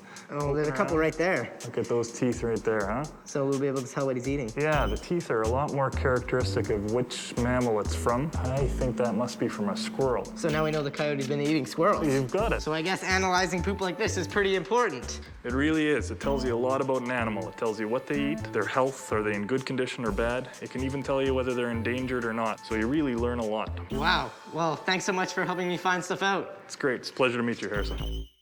I put challengers to the same test. My great challenge! Today, your challenge is to figure out what kind of animals that this poop belongs to. It's either gonna be a herbivore, an animal that eats plants, a carnivore, an animal that eats meat, or an omnivore, that's an animal that eats both. Oh, but it's not real poop, it's my poop. I mean, poop that I made. To make my fake poop, I mix some water, brown food coloring, vegetable oil, salt, and flour. Just stir the whole thing and squish it with your hands until it looks like really nice poop. Oh, well, let's go, Joe. Oh, I see something, Oh, it's a bone. What about this type of? Hey, this one looks like whiskers. Must have ate a bunny or a cat. Carnivore. That's right. That fake poop is supposed to be wolf poop. What? And wolves are carnivores. Go. Oh, this one. Oh, this is disgusting. Ew. Ew. Are those fish bones? Ew. Oh. Look. Oh. A cranberry or something? It's a fruit. Omnivore? That's right. It's fake bear poop. Oh. Bears eat lots of different kinds of food, including berries and fish. So I put that in my fake bear poop. Ready? Go. Oh. I got something. Joey, we're going on something. Oh, piece of grass. Herbivore. That's also right. Oh, wow. For 3. Oh, Joey! This fake poop is supposed to look like horse poop. It really does. Yeah. Here we go. What is this? I don't know. Is that a bug? I see nuts. An omnivore? Yes, it's an omnivore. And it's fake raccoon poop. Oh, okay, that's disgusting. Raccoons eat all kinds of weird things, including what is in our garbage cans.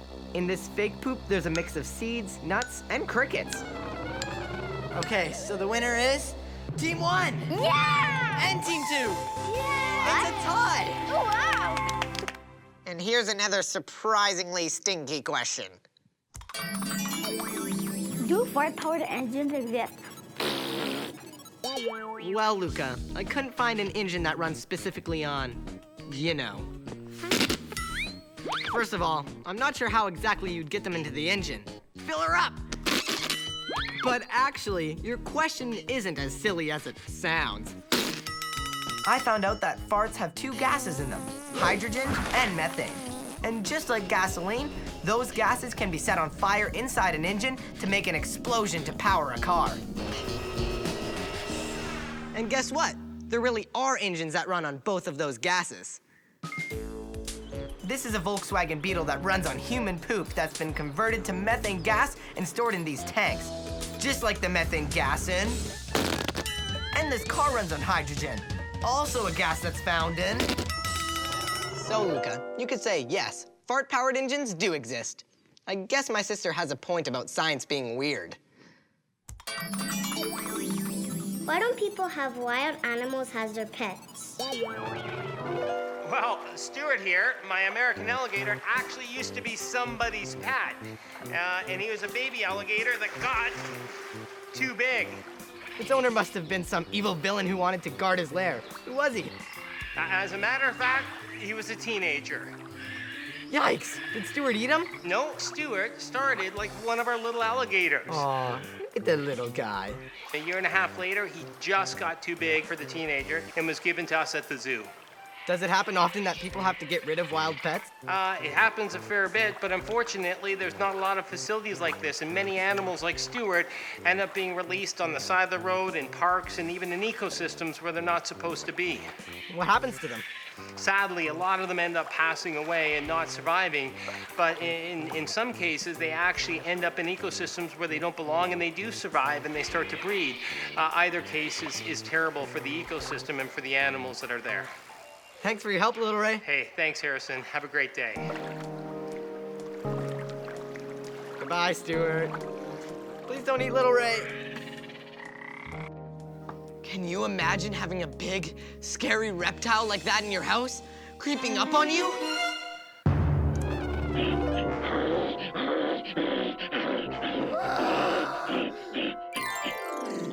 Did I fool you? Well, reptiles aren't scary, fire-breathing monsters at all. I thought you were a nice reptile.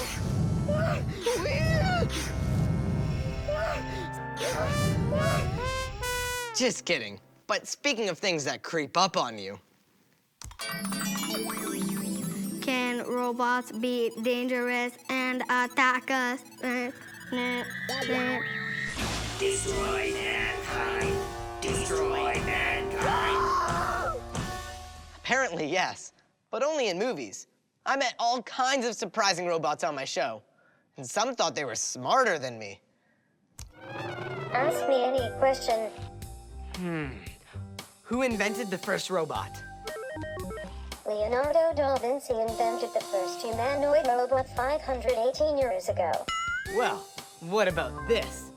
What's 2,048 billion divided by 512 billion? The answer is 4. How can he know all this stuff? You know what else is helpful, but also sort of weird? The way detectives can tell who you are by tiny things like your fingerprints or by your spit.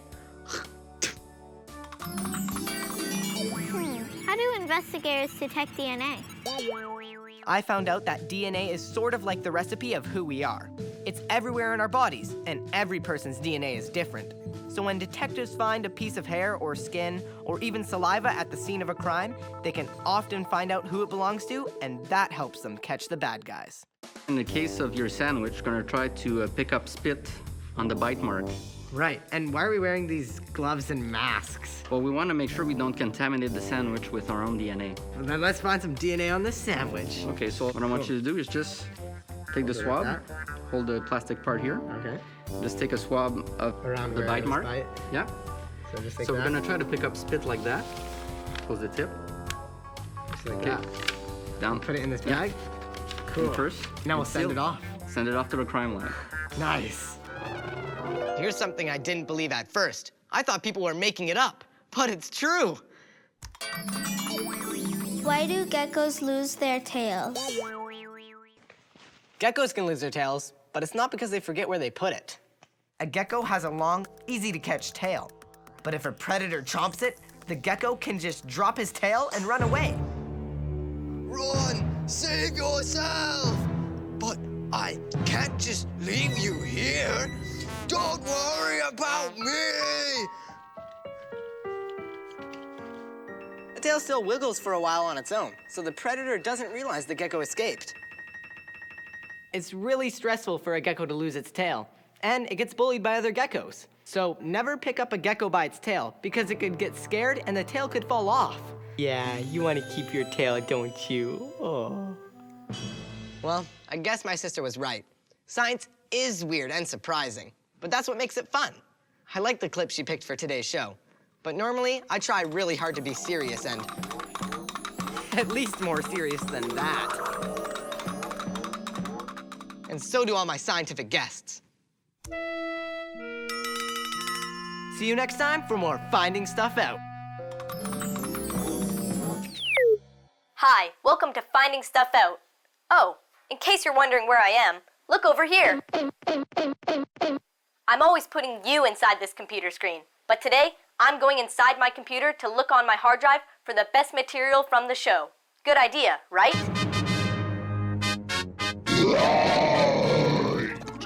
You've asked me a lot of cool questions, like these. What I want to know is how big is the biggest bird alive? Do dinosaurs eat people? Why do wolves howl at the moon? Does the flying fish really fly? How do fish drink? Is it better to be big or small? To find out the answers, I met a lot of interesting people. But you know who I also met a lot of? Animals. Animals of every kind. They helped us find stuff out too. Why are people scared of big animals and not small ones? The short answer is teeth. It's better to be the eater than the eaten, right? Cause I'm big, my life is sweet. All the creatures I eat are meat. But so small, their life is brief. You'll get stuck right in my teeth. See, cause I'm big and I'm mighty. Like a T-Rex, I'm pretty bitey. So step back when I'm on attack. Whack! You're gonna be my snack.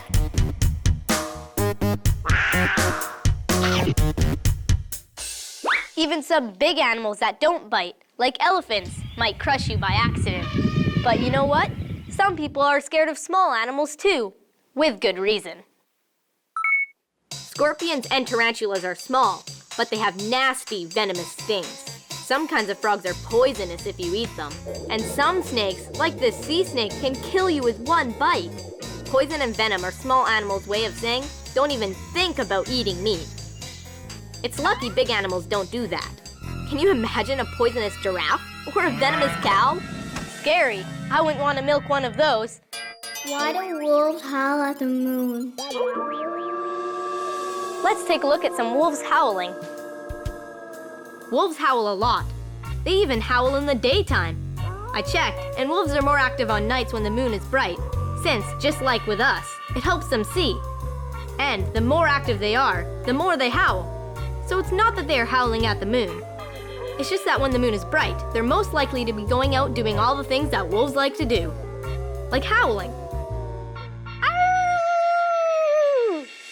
Wolves hold their head up high when they howl, which is why if they're howling when the moon is out, it looks like they're howling at the moon. But speaking of wolves and full moons... Does the moon turn people into werewolves? The Flat Earth Corner! Does the moon turn people into werewolves? Well, as everyone in medieval Europe knows, duh, of course it does. I'm actually getting as hungry as a wolf. I really could use some moon cheese. Strange. That one didn't sound like my stomach. Werewolf! Again!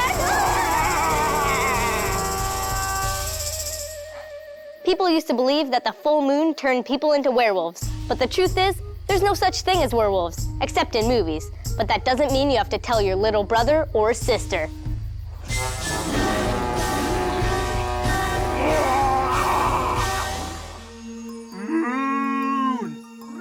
When you had questions about color, animals helped answer those too. Will he change color? Well, a lot of people believe that chameleons change color for camouflage, which isn't actually true. Their primary reason for changing color is a form of communication.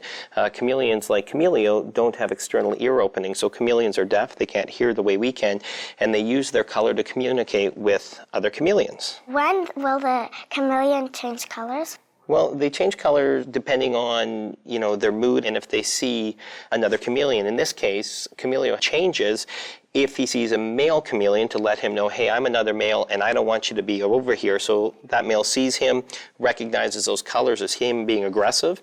Or if he sees a female and he gets excited, he has a different set of colors that he changes to let the female know that he's excited. And if she likes him, she changes certain colors to let him know that she thinks he's kind of cute too. Cool. If we put a mirror in front of him, do you think he'll change color because he thinks it's another male? Emilio, look over here. I don't think he sees it. He sees it now. So Harrison, what we're seeing right now is he's getting a little bit nervous right now. If we all stay really still, and he's trying to make himself look bigger right now, and he's definitely changing his shade a little bit. Okay. So he hasn't completely bought into there being another chameleon here, but you can see that his colors are getting a little bit more distinct, and this is happening from him increasing his blood flow to certain areas. Yeah, you got some of the brown skin. and white there. Exactly. Like along the dark green spots. Your questions about animals and sleep also gave me some of my favorite moments. Why do bats sleep upside down? The big answer is to make a quick getaway.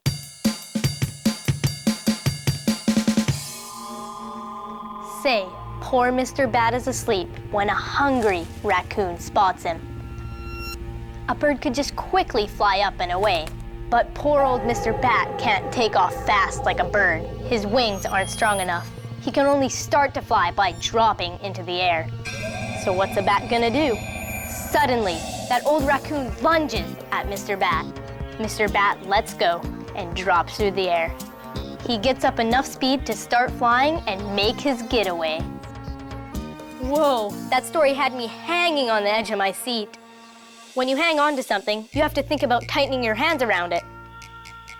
But for a bat, it's the opposite. Their claws naturally close. They have to consciously make them open. That keeps them from falling when they're asleep. So they have to wake up and let go and start flying. And that is why they sleep upside down. And just for the record, this position is very uncomfortable.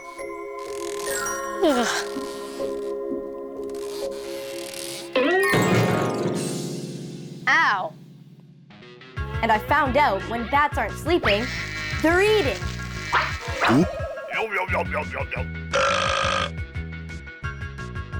Bats eat insects, fruit, mice, fish, and even other bats.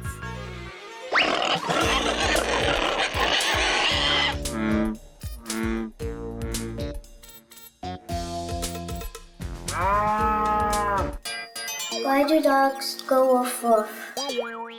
Some scientists in Hungary have figured out that when dogs bark, they're telling us how they feel. And there are different barks for different feelings, like this is the play bark. That's the bark a dog makes when he's playing fun doggy games, like tug of war or wrestling. Okay, now this is the stranger bark. That's the bark a dog makes when there's a stranger at the door. And here's another kind of dog doing the stranger bark. There are so many different breeds of dogs, but they all have the same way of communicating with us. Now, if you knew what the play bark and the stranger bark meant before I told you, you're not alone. People and dogs have a special relationship, and scientists have discovered that people can tell the difference between dog barks, even people without dogs. How? Adaptation. Dogs have been our companions for thousands of years, and scientists think their different barks changed over time to sound a lot alike, at least in tone, so that they can communicate with us. These dogs might look different, but they seem to be saying the same thing. Dogs aren't the only animals that communicate with sound. When do whales go?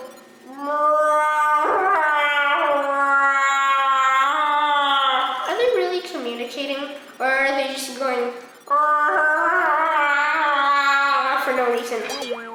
Well, Wolfie, I went to my favorite neighborhood aquarium. Hey, Harrison. Hi. To find out the answer from my favorite aquarium person, Nicole Can. And she says that whales not only communicate with each other using sound, but some of them, like belugas, use the same trick as submarines. They actually use sound to figure out where to go. It's incredible. It's like they can see using sound. Well, these belugas eat a lot of a fish called herring. And herring is a fish that has a very interesting way of communicating. They make distinct pulse-like sounds in their guts that are way too low for us to hear.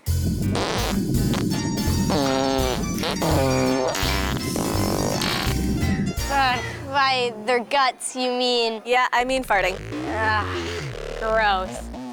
Well, I just communicated myself. Oh, gross, Harrison. You had questions about birds, too. What I want to know is how big is the biggest bird alive? The bird with the biggest wingspan and the world's champion long-distance flyer is the wandering albatross. So, how wide is the wingspan of an albatross? This wide. These kids think it's a really heavy bird. If I were a bird, I would like to be an albatross because I have a big appetite.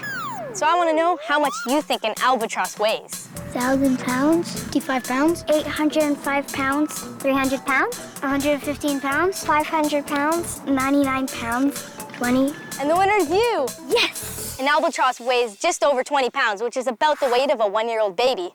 Wow. I find it unbelievable. I thought it was 500 pounds. Whoa! So how much do you think I weigh? 80. 9,000. 90. 102. 102? Actually, I weigh 70 pounds. I guarantee it. Yeah, you can put me down now if you want. It's not heavy. So I weigh about 70 pounds, which would be 3.5 albatrosses. My wings would have to be this wide for me to be able to fly. That would be hard. I'd need a lot of wide open space to land, and it would be really, really difficult to go inside anywhere. Does the flying fish really fly? Almost. Flying fish can fly by swimming really fast and then leaping into the air and spreading their fins like wings. That lets them get away from other fish that want to eat them. They can glide almost the length of a hockey rink. Some scientists believe that flying fish are evolving into true flyers. Did you know bees and flies flap 200 times per second, and other insects flap up to 1,000 times per second? You'd have to flap at least this fast to get off the ground.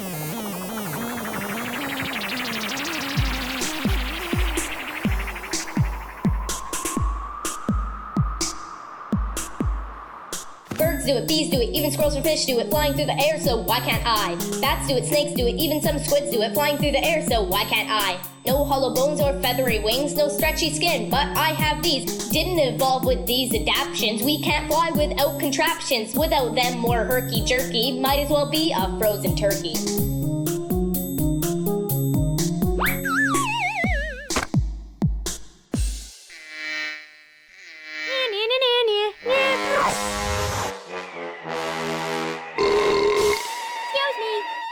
I found out why some animals are small when I tried to get a horse to ride at my birthday party.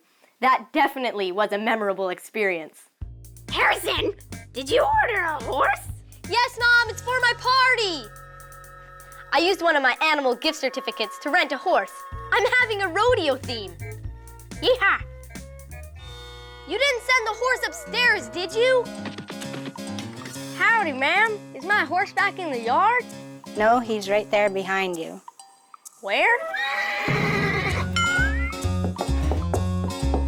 Turns out his name is Rocky. It's like a dog. And this is his owner, Shanna Hadlock. She breeds horses.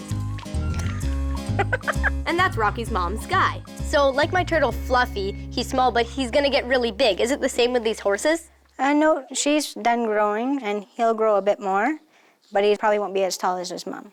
I promised all my friends there'd be horseback riding. How am I supposed to ride this? Well, these horses weren't really bred to be ridden. Originally, they were bred to be used in the coal mines. So they used them to go down the coal mines because they were small? Yep, they would pull the coal out.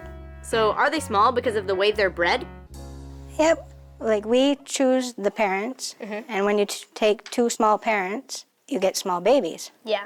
Like his mother is 30 3/4 inches tall, but his father's only 29 3/4 inches tall, and he'll probably be in between the two. If you kept breeding them, would they get smaller and smaller, or would they stay about the same?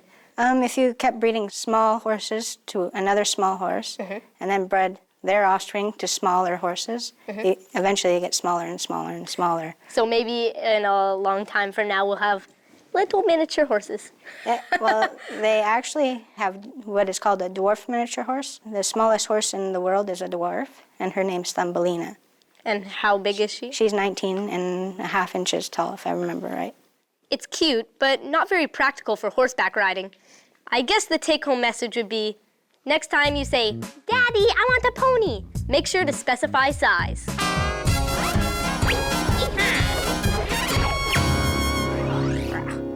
Hey, wouldn't it be cool if you could breed dinosaurs, like the size of little hamsters? You could play with them and put them in your pocket and take them to school. I would never eat Harrison. I'm big and scary and not that big and scary, but I'm pretty big and scary. But I wouldn't eat Harrison because I'm a nice guy, right? Yeah? Or would I? Oh, sorry.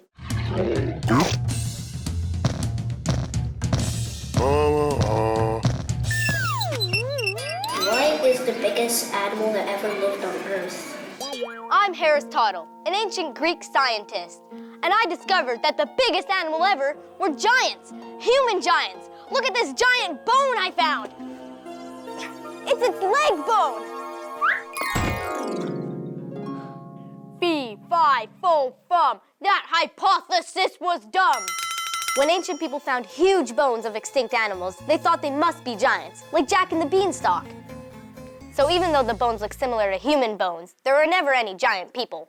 But what is the biggest animal that ever lived? Do you think it's a bear? Or maybe an elephant? What about a rhinoceros? I looked it up, and the biggest land animal ever was probably the Argentinosaurus. Notice how everything comes back to dinosaurs? The Argentinosaurus was so big, it was about as big as 3 school buses. But guess what? That's not the biggest animal that has ever lived. Check this out. Fortunately, the biggest animal that ever lived is still alive, and it's gentle. It's the blue whale. Blue whales can get to be up to 100 feet long, or 33 meters. That's the same size as an NBA basketball court. I heard that they could fit an elephant on their tongue. Would you get off my tongue, please? And some of my favorite moments were when I asked you some questions about animals. Street Smarts! Whenever I'm at the sea aquarium, there's always one question I want to find out. So, do you guys think that sea monsters are real? No. No. Yes. Not really. So, do you think sea monsters are real? No. What about your bathtub? There's sea monsters in there, right? No. If they did exist, what do you think they would look like? Well, it could be green or maybe gray from the water it's been in and the pollution. A big blob, yeah. A big blob? A dark color, like green or black, and have sharp teeth. Sharp teeth. That's pretty scary. So what do you think a sea monster would sound like? Nice. Personally, I think the sea monster would look something like this. Scary. I'm so scared. There's a monster in the sea. Away, yo. There's a monster in the sea. You better not go. It's spreading oil on the waves For 20,000 leagues. and garbage in the deep. Davy Jones low. It's got billions of teeth And billions of arms. It's eating all the fish and it's causing lots of harm. But it doesn't look like these creepy beasts. 'Cause the monster in the sea is you and me. 'Cause the monster in the sea is you and me. Yes, the monster in the sea is you and me. Do dinosaurs eat people? The big answer is no. Thank goodness. They're extinct, but their great-great-grandkids can bite. Animals are always changing to adapt to their environments, but who knows? Maybe a small animal today will be gigantic in a million years from now. Fear me. So, the take-home message is be extra nice to parrots and other animals. Your questions about animals got me into some hairy situations. Why don't worms have fur? The short answer is because worms don't care how they look. Yeah, I really don't care.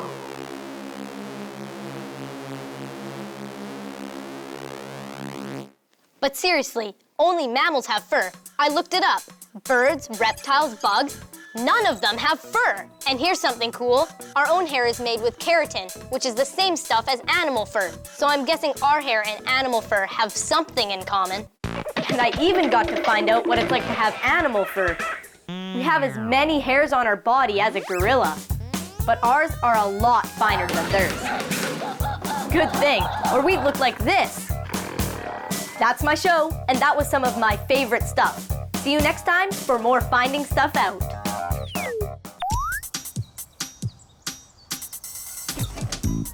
Hi, I'm wearing this lab coat and carrying these test tubes because my school's having a science fair and my teacher asked us to do a project for it. Now, I was thinking I should have used something like these test tubes or weird math equations and stuff that makes your brain hurt. But then I thought about your questions on finding stuff out and I went like, Eureka! Science isn't some strange thing that happens in a lab. It's a part of our everyday lives. It's all around us. So I used some of your questions and put together this special episode to prove it.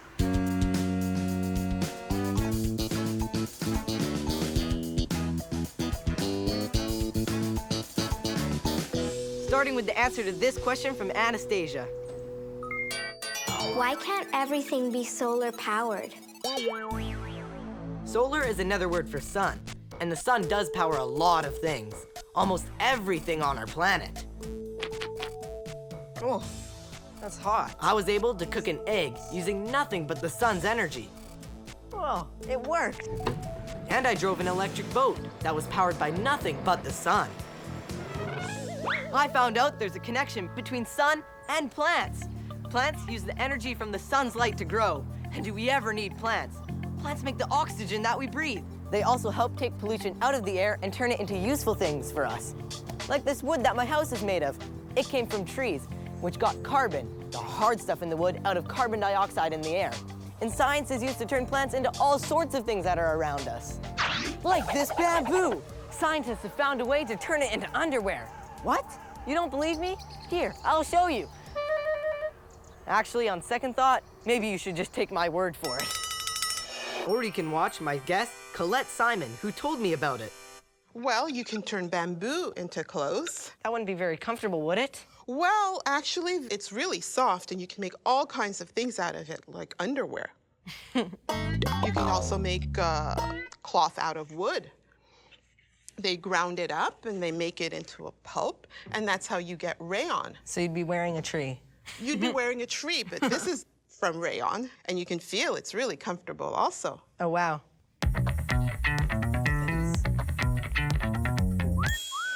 Of course, we eat plants too.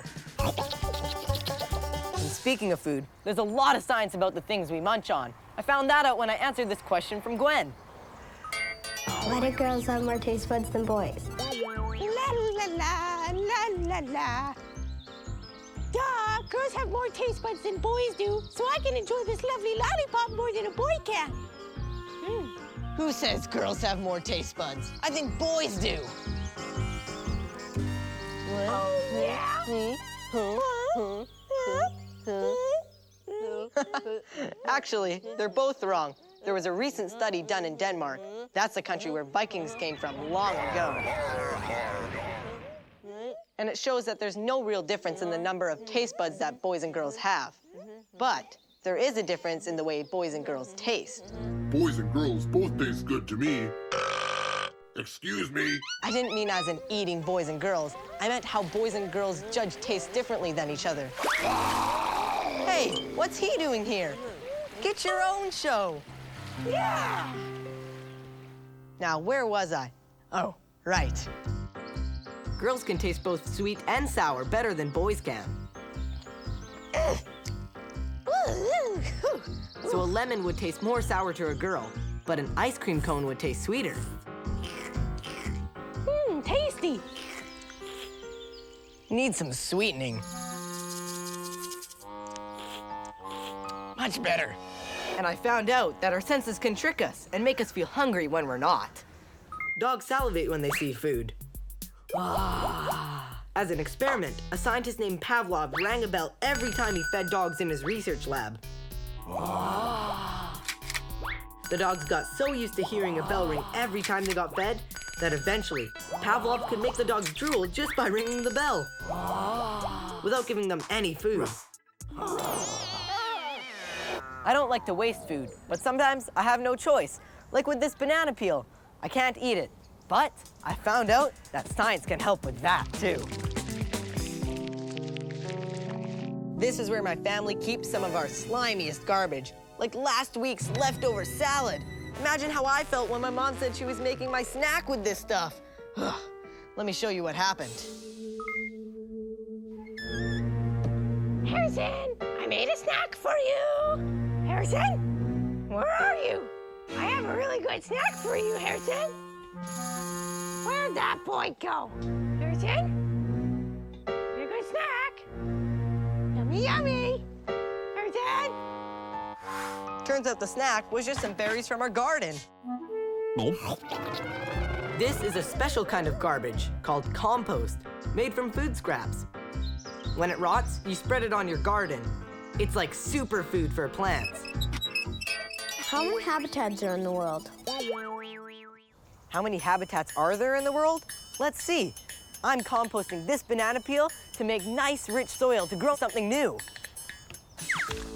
I found out composters are great habitats for tiny, tiny creatures. But all creatures, whether they're microbe or a whale, need a habitat. And that's a place that has shelter, food, and water. Just like this is my habitat. Check this out.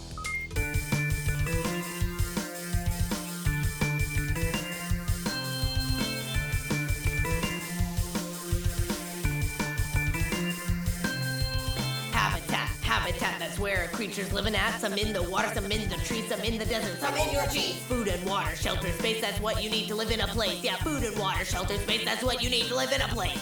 Habitat. A creature's living at a habitat. A creature's living at a habitat. And many other things, a habitat. Some habitats are very small, like the composter just over there. And some are huge, like the ocean that's just at the end of my street. And I got to visit it. Biologist Allison Roberts showed me around. So, Allie, today I'm trying to find the answer to the mind-boggling question, how many habitats are there? But first, what is a habitat? Well, a habitat is basically anything a creature needs to survive. So it's the shelter, the space, the water. It can be tiny, like you'd need a microscope to see it. Or it can be gigantic, like the whole entire planet could be one habitat. Whoa. But you know what, today let's talk about kind of in between. Okay. Let's talk about the intertidal zone. So you need a place that's between the high tide, which would be way up there, and the lowest tide, way down there. How many creatures are living here? Well, there's tons of creatures living here, but they have to be pretty special creatures to survive. Check out all these hermit crabs. Whoa, there's tons. Oh, and look at the little small ones. Hermit crabs are pretty weird because they have a really soft shell, and so they have to find another shell to give them a home. Like this is a snail, but when that snail dies and the shell is left on the beach, another animal, the hermit crab, will move in. In the tide pool, even fish can survive. Oh, weird. But check out what this fish hides in. Whoa, it's the same color as the seaweed. Yeah, look at how many creatures there are in this tiny little space. Yeah. Millions of creatures in the intertidal zone. Look at the shell. I should take it home. Oh, but you have to remember, that shell is somebody's habitat. Right, so I should leave it here. Yeah, pretty much everywhere we go, some creatures, that's their habitat. So we have to respect each other's habitats. And treat it like it's our own. Exactly. Would you want somebody to pick up your house and walk away with it? No. Well, thanks for helping me find stuff out and for showing me all these cool habitats. No problem. Thanks for coming out and hanging out in my office. Look, Allie has some friends with very sharp teeth living near her office. Speaking of teeth, I found out there was even science in going to the dentist when I answered Stefano's question. Why do people have to lose teeth? We start out with baby teeth. Right. And there are 20 baby teeth in all. Your jaws are kind of small in the beginning, so there's not enough room for more than 20 teeth. Right. But later on, you'll have way more than that. This is an X-ray of a 7-year-old who has half the baby teeth and half the permanent teeth. This is a permanent tooth right here that wants to come up and replace this baby tooth. As it comes up, it eats the roots of the tooth and then comes right to the top. And that's when you lose your tooth, right? That's right. And how old are you when you get your adult teeth? Well, you start to lose your baby teeth at around 6, and by the time you're 12 or 13, you have lost them all. That's when you have all your adult teeth, right? That's right, and you should have all of yours. And that's why it's very important to keep them nice and clean. Yeah. You want to keep them forever. For sure.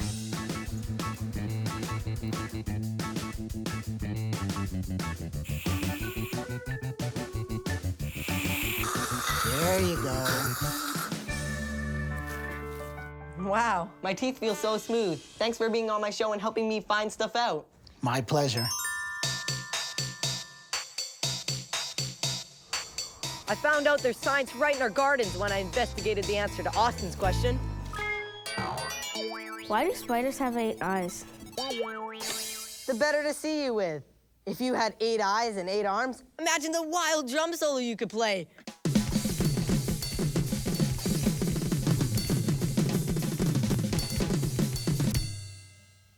Or maybe not. I found out that spiders don't actually see as well as we do, but having all those extra eyes lets them see in many different directions at once. It also lets them see the things they want to eat and avoid the things that want to eat them. There's science on keeping things on the ground, like my house, and there's even a science that makes things go up, up, and away, as Kevin reminded me. Why does a balloon float? Interesting question. It took my show to new heights. I went to a balloon festival to find out how they float. And here's balloon expert, Wild Bill. 1, 2, 3, you. Dan, you on the handle? Come on down. You're on this side. Okay. I'm on this side, and we're gonna bring this all the way back to where the basket is, all right? Keep going until you run out of balloon. After unfolding the balloon, here we go. We fill it up with air using this giant fan.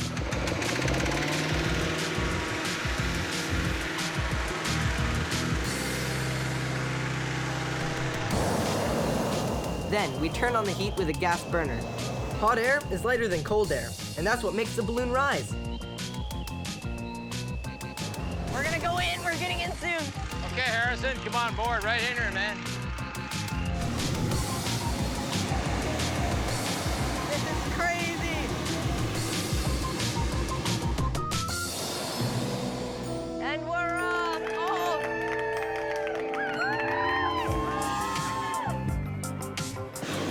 This is insane. This is so cool. So how exactly does the heat keep us up? I constantly put heat in because the balloon is always cooling. Right. So if I want to maintain this altitude, I got to put heat in. I'm going to do that right now. So the balloon is now flying in level of flight, and if we don't do anything, the balloon will start to cool and will start to descend. But if we let the balloon cool too much, then the balloon will come crashing to the ground too fast. That's not good. So we're going to control the amount of heat we put in so we can find a nice soft place up forward here to land. Besides flying high with gas, we can run on liquids, literally. Oh yeah, running on a liquid. I'm so cool. Okay, hurry, get in. I found out about something called a non-Newtonian fluid. That's a fluid that sometimes acts like a liquid and sometimes acts like a solid. How about just some straight jumping? Just do jumping, go. You really have to be fast on your feet not to sink in my water and cornstarch mixture. And switch, green team. Start doing some jumping jacks.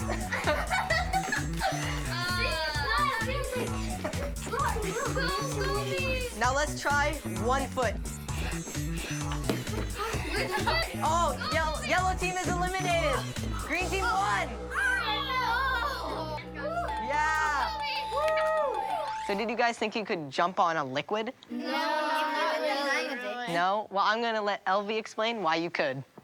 Okay, well, the way it works is we call this cornstarch and water together a non-Newtonian fluid. It gets thicker or thinner if you change the stress, if you hit it.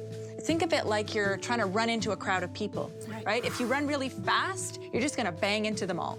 But if you go slowly and give them time to get out of your way, you'll be able to go through them. So it's the same thing with this. If you go really fast, you're just gonna bounce off it. Well, thank you, Elvie, for helping us find stuff out. You're welcome. You know what else I found out? There's science in sports. Why does the puck go so fast in hockey after you hit it?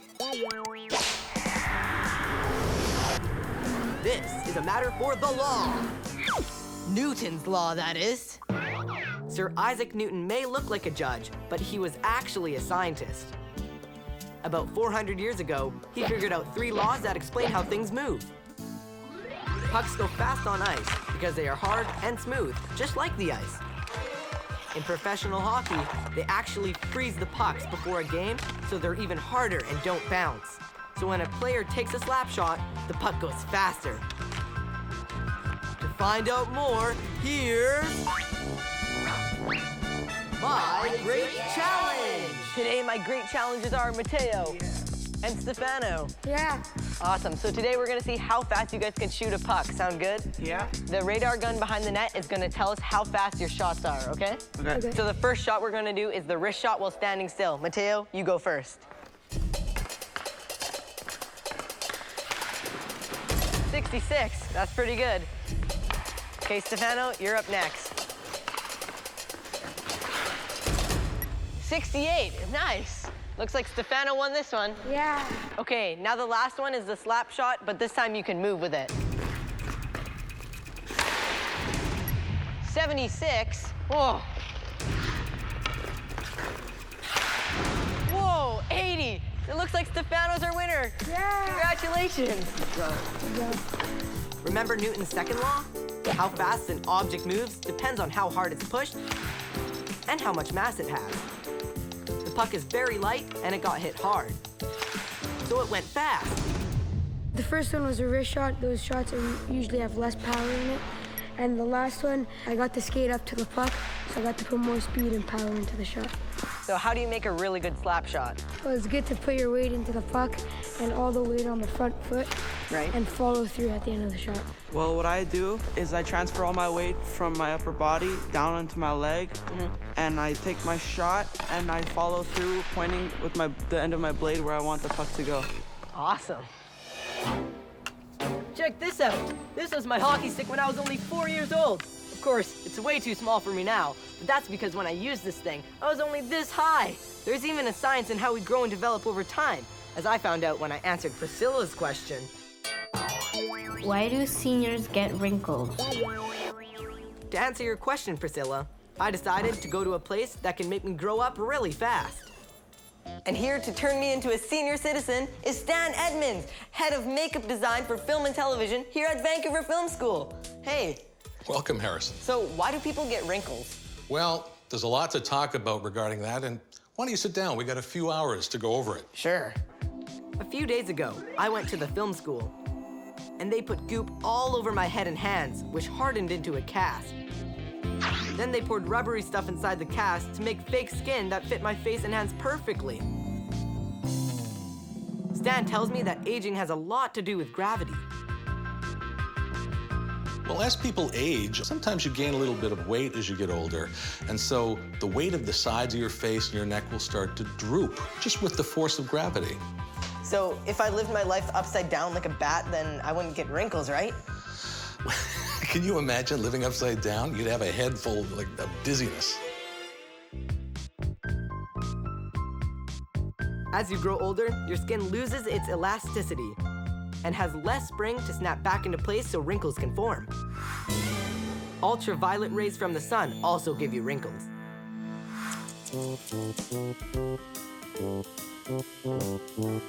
Kids don't get wrinkles for a while because they haven't been in the sun, they're young, their faces haven't moved and aged and weathered. So what can I do to prevent getting wrinkles and deteriorating? What you can do is drink lots of water. That's the #1 health and beauty secret. Oh. Use moisturizer and use sunscreen when you're in the sun. And now, for the crowning touch, boys and girls, the senior version of me. It's time for the big reveal.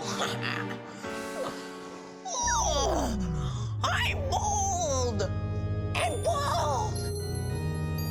I look kind of like my grandpa.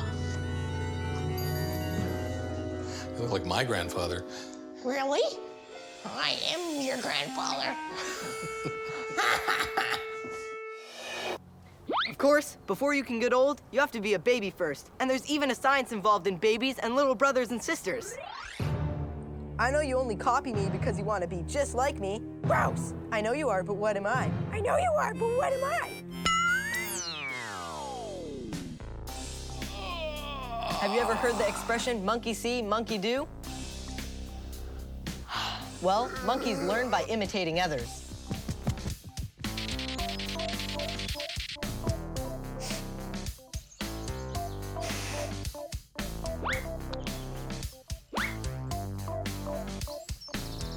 Us humans can't help wanting to copy. It's in our nature. It's how your parents learned to do stuff, and your grandparents, and your great-grandparents.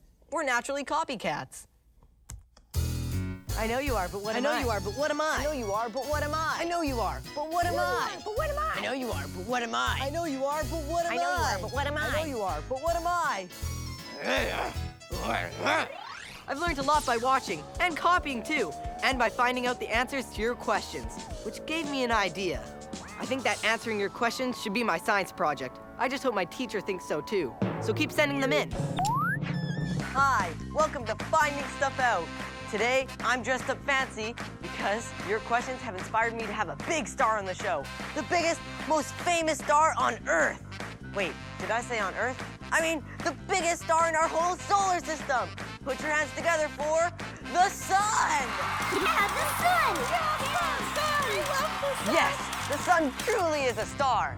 But if it's so great, then how come, as Anastasia asks, Why can't everything be solar powered?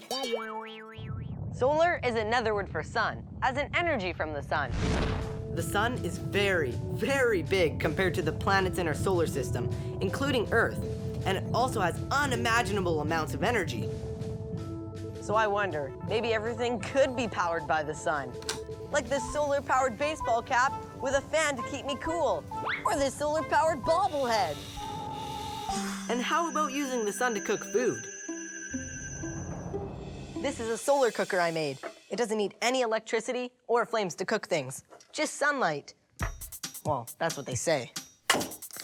But is it really true? Let's check back at the end of the show to see what happens to this egg. Meanwhile, you sent me a lot of other questions about the sun that need to be answered, like this one from James. What is the sun made of? Well, James, I checked and found out that the sun is a giant ball of super hot gas, mostly hydrogen and helium. Some of it is like what's inside of this helium balloon. But what's happening to the gases inside of the sun is incredible. Here's why. Gravity is a force that holds us onto the Earth and keeps us from being flung out into space as it spins. Without it, this would happen. The sun is huge compared to the Earth, so its gravity pulls on the Earth and all the other planets in our solar system, so they circle around the sun. The sun's gravity is so powerful, it actually squashes the hydrogen in its core, which is this part deep inside it. When that happens, it creates incredible amounts of energy as it turns the hydrogen into helium. Okay, my balloon isn't really doing that. It's not big enough to have that kind of gravity, but if I squish it enough, maybe it'll create enough pressure to have my own mini sun and power something.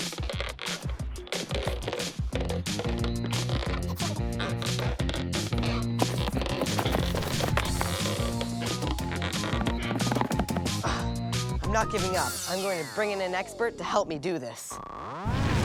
She discovers galaxies, so I bet she can help me. Please welcome my special guest, astrophysicist, Dr. Tracy Webb.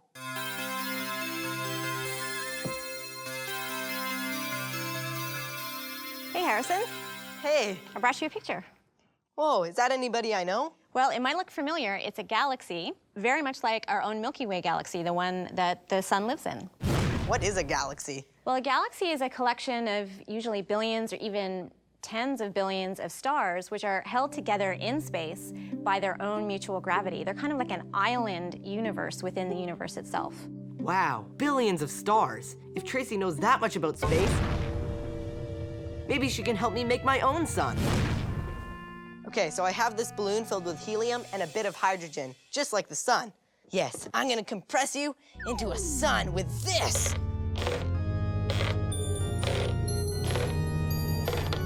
Oh, it's almost there. It's getting warm. I can feel the heat building up.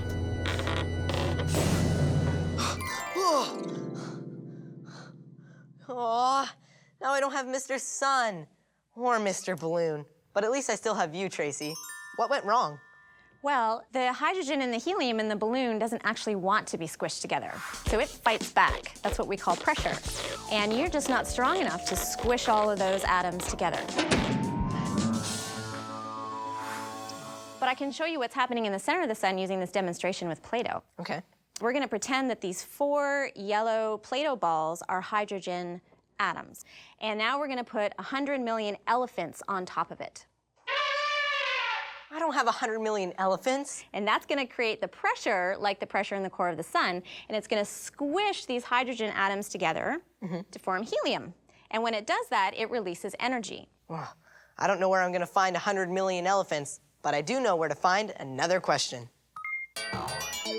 Why is the sun a star?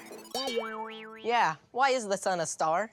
Well, the sun is a star like every other star that we see in the sky. It just looks different because it's so much closer to us. And for a long time, we did think that it was something different, but now we know that it's not. But it's still a really important star because it's the center of our own solar system, and it is the brightest thing in the sky.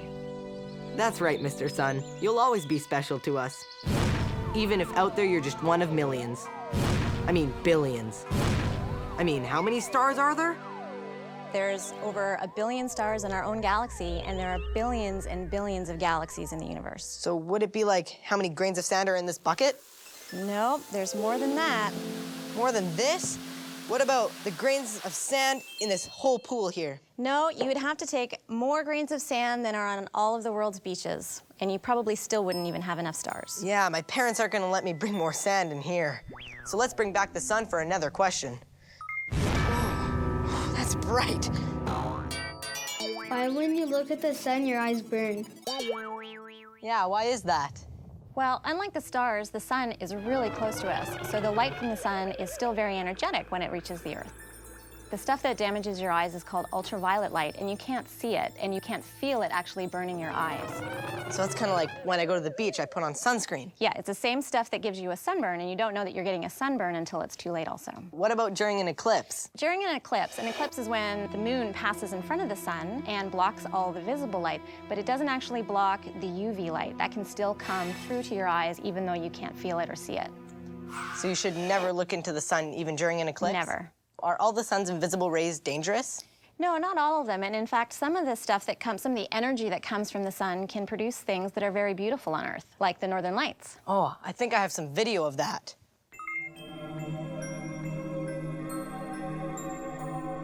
They're so beautiful. What makes them happen? Well, you remember that I said the sun was a big ball of gas, and that gas was made up of particles of hydrogen and helium. And a lot of those particles are being blown off from the surface of the sun all the time, and we call this the solar wind. And that wind of particles goes through space and gets captured by the Earth in the North and the South Pole. And as those particles come down into our atmosphere, they collide with other particles, oxygen and nitrogen, and cause this explosion of light that we see. The experiment. For those of you who have never seen the Northern Lights, you can do a quick little experiment at home to see what they look like. Awesome. So get an adult to help you assemble all these different ingredients. You need some 2% or whole milk. You need some pretty food coloring colors. Yeah. And some regular dish soap. Okay. And what we're gonna do is we're going to pour the milk into this pie plate here. Okay. And then once it's settled down just a little bit, we're gonna put some green in and some red. We don't want them to mix yet, so I'm putting them separately. Right. And then The some blue. blue. Whoa. And then I'm gonna take the dish soap and just put a little bit right in the middle. Whoa, cool. So you see how it makes swirls and curtains? That's exactly what the Northern Lights look like. Cool. Thanks for helping us find stuff out. Now here's a question from James. What would happen if someone walked on the sun? The short answer is the worst sunburn you'll ever have in your life. And that would be a very short life if you tried to walk on the sun, because it's so hot.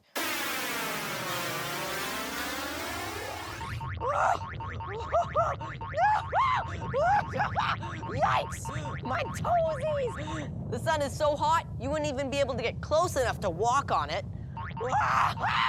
But if you could beam yourself up onto it, you'd be burned up in less than a second. And it's not solid anyway, so it'd be like trying to walk on a burning cloud. Scary. Which leads to a question from Kevin. How hot is the sun? How hot is it? Hot enough to give me a sunburn. Hot enough to melt crayons. The sun is hotter than all the candles. Hotter than an oven. Hotter than a furnace. Hotter than my head, which is getting really hot. 150 million kilometers times all those degrees. Solar meltdown, here I come. Ah! You're gonna make my head explode. I checked and found out that the hottest thing on Earth is the lava from a volcano. It can be 1,300 degrees Celsius. That's 40 times hotter than a really hot summer day. But the surface of the sun is 6,000 degrees. That's more than 4 times hotter than a volcano. But the center of the sun is way hotter than that, 15 million degrees. That's more than 11,000 times hotter than a volcano. Luckily for us, we're just the right distance away from the sun's heat. Scientists call it the Goldilocks effect. It's kind of like this. If the Earth was further away from the sun than it is now, like where Mars is, the sun's heat wouldn't reach us and warm the Earth enough for life to exist. Aw, my porridge is too cold. In fact, everything is too cold. If the Earth was closer to the sun, like where Venus is, the sun's heat would be too strong. Huh? And now my porridge is on fire! Ah! Person, get me out of here! Ah, not too hot, not too cold. Everything is just right. Except someone ate all my porridge! Excuse me.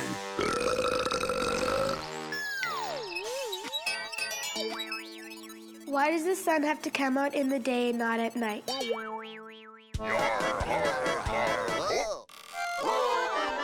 Flat Earth Corner!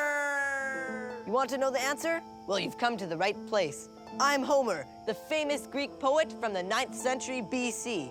So, why does the sun come up in the morning and go away at night? Well, as anybody in ancient Greece who's read my work knows, duh, it's because the sun god Helios rides his sun chariot across the sky every morning and disappears at night. Like this. Whoa. Whoa. Yeah! This is so much fun! I told you. Nowadays, we know that the sun is the center of our solar system, and the Earth circles around it, spinning. So unless you live in the North or South Pole, the sun comes up in the morning and goes away at night, like this.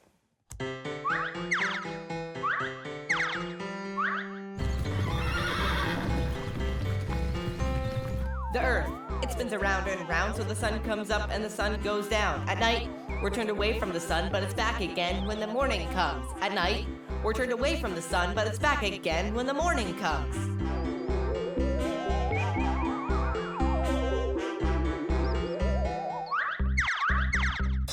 We have morning and night because the Earth is always spinning. That gave the ancient people a solar-powered way to tell the time before clocks and watches were invented. It's called a sundial. Thousands of years ago, people used it to tell the time. It works by the sun casting a shadow on it. And that's today's My Great Challenge! Today, my great challengers are Amelia and Mateo. The awesomest. Okay, so you're gonna be Team Ra after the Egyptian sun god. Yeah. And you're gonna be Team Sana after the Viking sun goddess.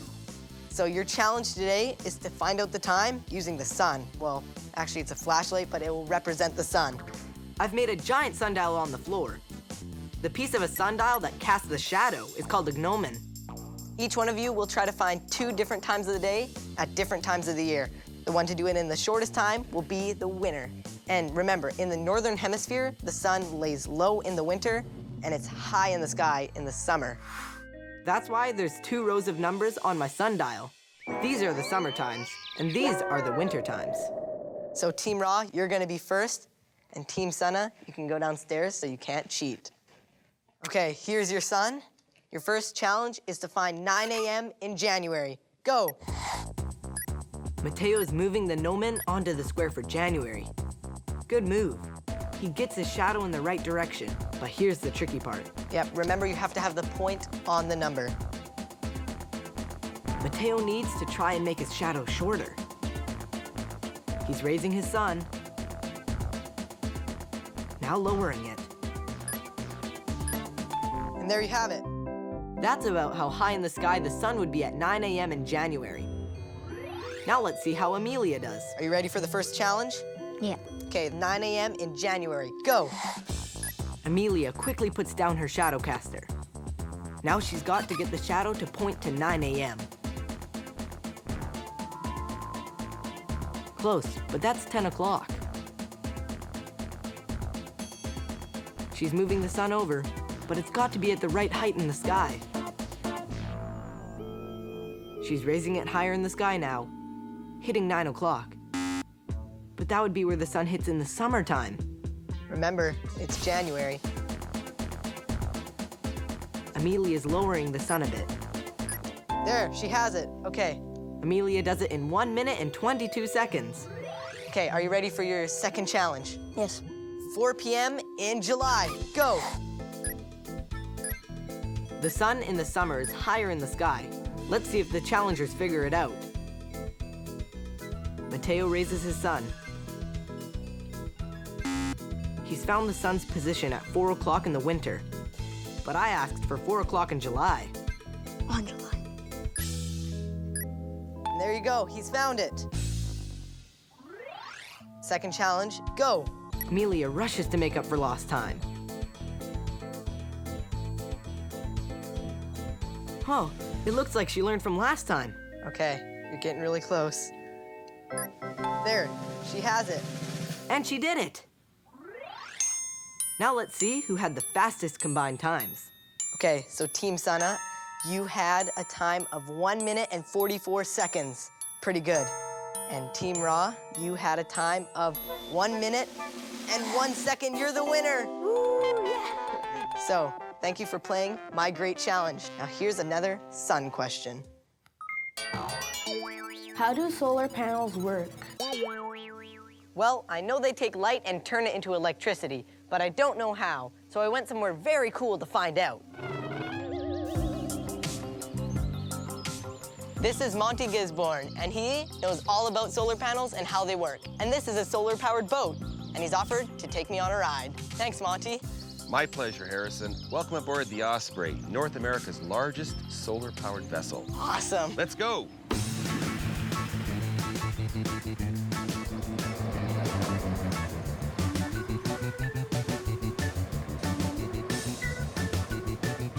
This boat is much quieter than a gas-powered boat because its motors are electric and are powered by solar panels. What we have here to show you is a solar panel, which is the primary source of energy that goes into this boat. Right. Basically, the rays from the sun strike upon the panel and excite the molecules of these crystals, which in turn creates electrons. Electrons is what electricity is made of. Right. The electrons start to flow through all of these cells individually. Okay. And that creates a circuit that flows through these wires, and then that energy is available for when our captain here needs to hit the throttle and make the boat go forward. Okay. I'm getting worried, though. We've traveled far, and it's getting kind of cloudy. So if it got cloudy, like right now, would the boat just stop, or would it keep going, or how would that work? Well, the truth is... Uh-oh, I can feel bad news coming. This battery pack is about 10 kilowatt hours. Oh, good. That sounds like a lot. That's about $1 worth of electricity. We're doomed. But that can run this boat for about 5 hours. That's like a day's trip right there. There it is. Perfect. We've got plenty of battery power left for me to drive us back. Good thing I have my boating license. And the best thing about this boat is it doesn't pollute. Solar power ahoy! Well, this is great.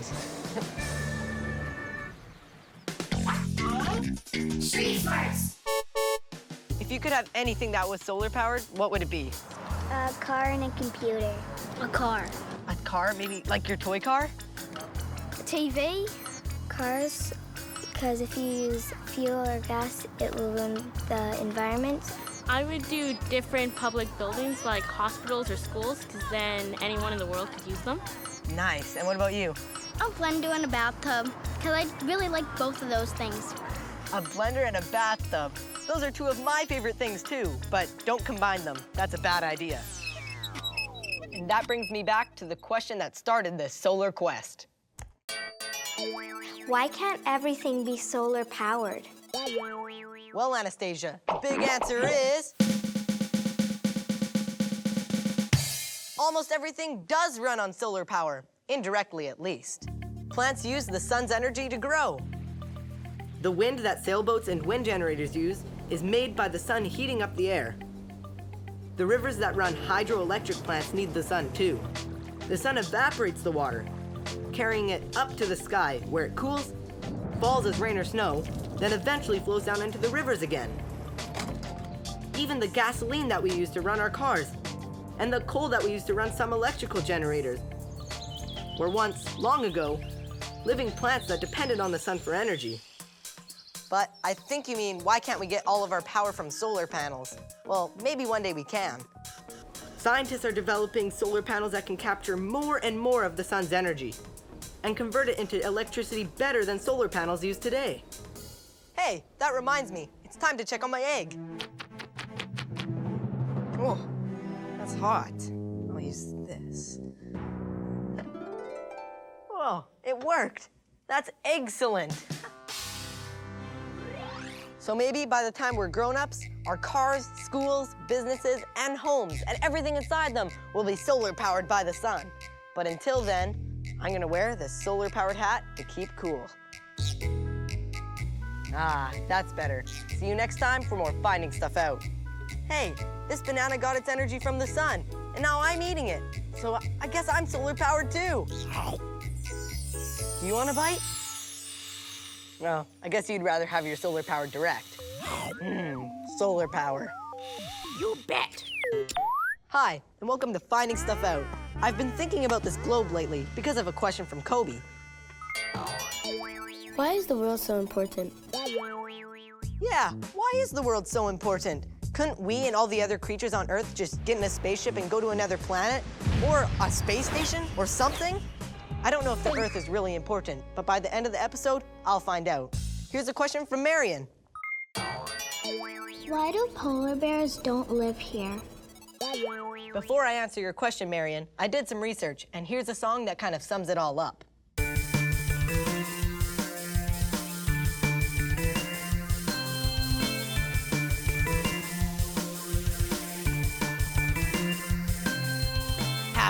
Habitat, that's where creatures living at. Some in the water, some in the trees, some in the desert, some in your jeans. Food and water, shelter, space, that's what you need to live in a place. Yeah, food and water, shelter, space, that's what you need to live in a place. Habitat, a creature's living at, a habitat.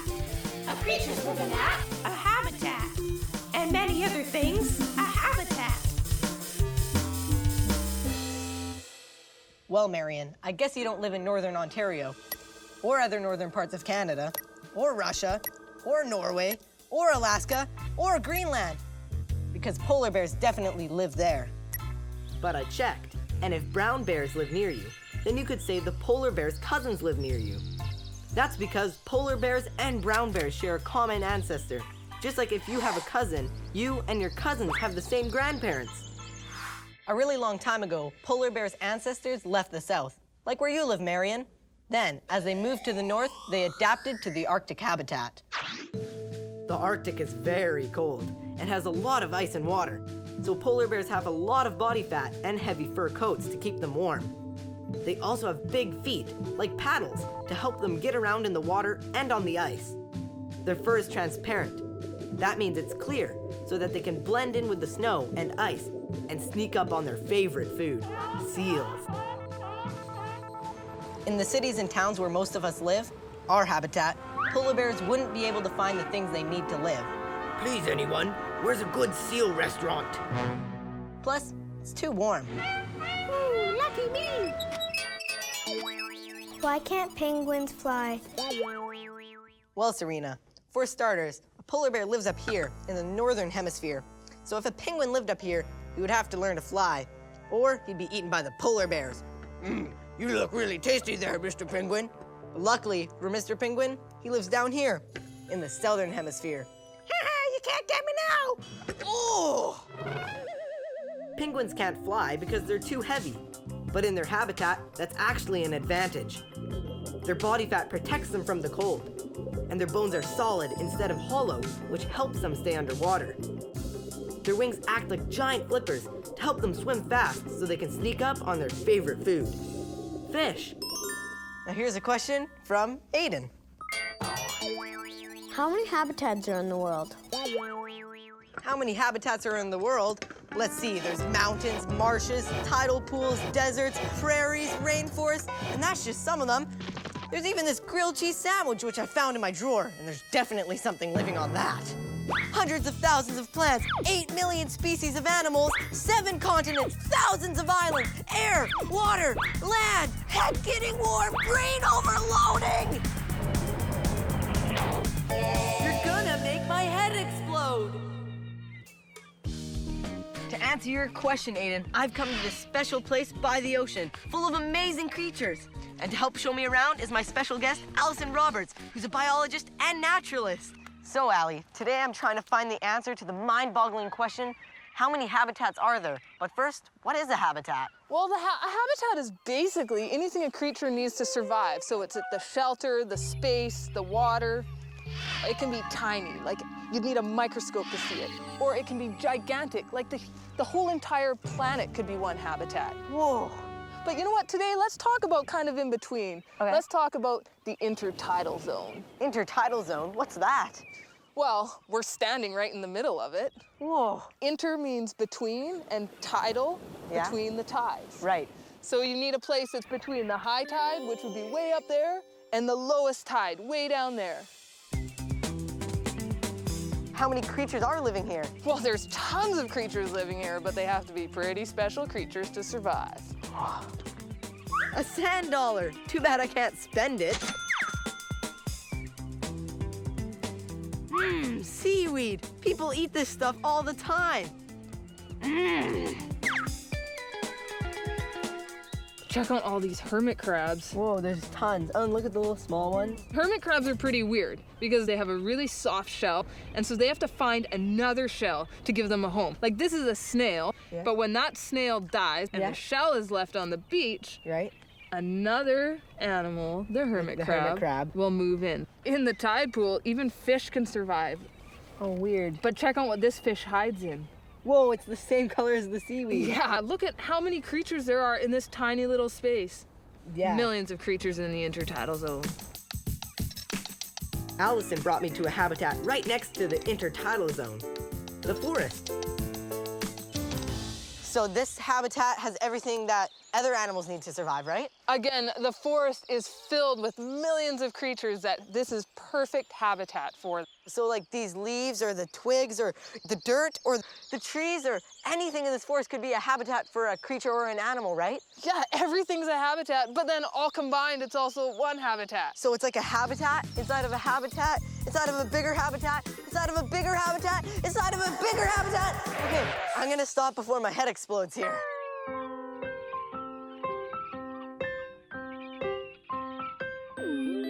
Whoa, look at the shell. I should take it home.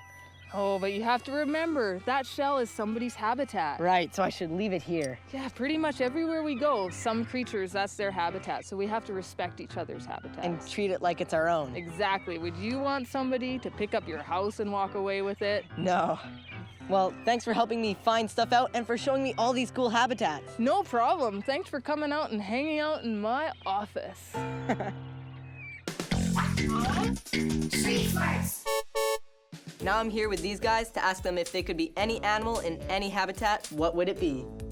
Fish in the ocean. Cat in the volcano. A shark in the ocean.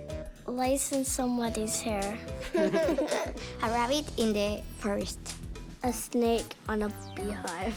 The pterodactyl living in a tree. Whoa! What does it look like? And I personally would be a copycat, living in a photocopier, because then I can photocopy everybody's photocopies. That was a good one. Some habitats can be very challenging, so today I'm making some challenging environments in My Great Challenge! Welcome to My Great Challenge. Today, my great challengers are Kaylee, Nico, Jeremy, and Alana. So you two will be Team Polar Bear and you two will be Team Zebra. Have you ever gone to the Arctic? No. Well, today you're going on a trip there, as well as to African savanna and an ocean tide pool. There are 5 spots for each habitat. You have to put a different animal on each spot in the habitat you think it belongs in. So you guys will have 2 minutes to complete this challenge. Team Zebra, you'll be first. Team Polar Bear, you guys can go downstairs and have some broccoli with my mom. Here are the animals that you can use. You have 2 minutes, starting now. Go. In the African jungle. I'm not sure. That looks like a sea monster. I think this goes here. Tiger fell. Like a polar bear. Does the rabbit go anywhere? The rabbit's cute. Why is there dinosaurs here? This goes in the African jungle. Goes. Kangaroo goes there too. Ew, it's sticky. Hey, is this an otter? Otter. Is this a wiener dog? Yeah. I like wiener dog. Hey, this goes over there, I think. Yeah. I'm not sure about this red fox if it goes in the Arctic. I don't know, maybe.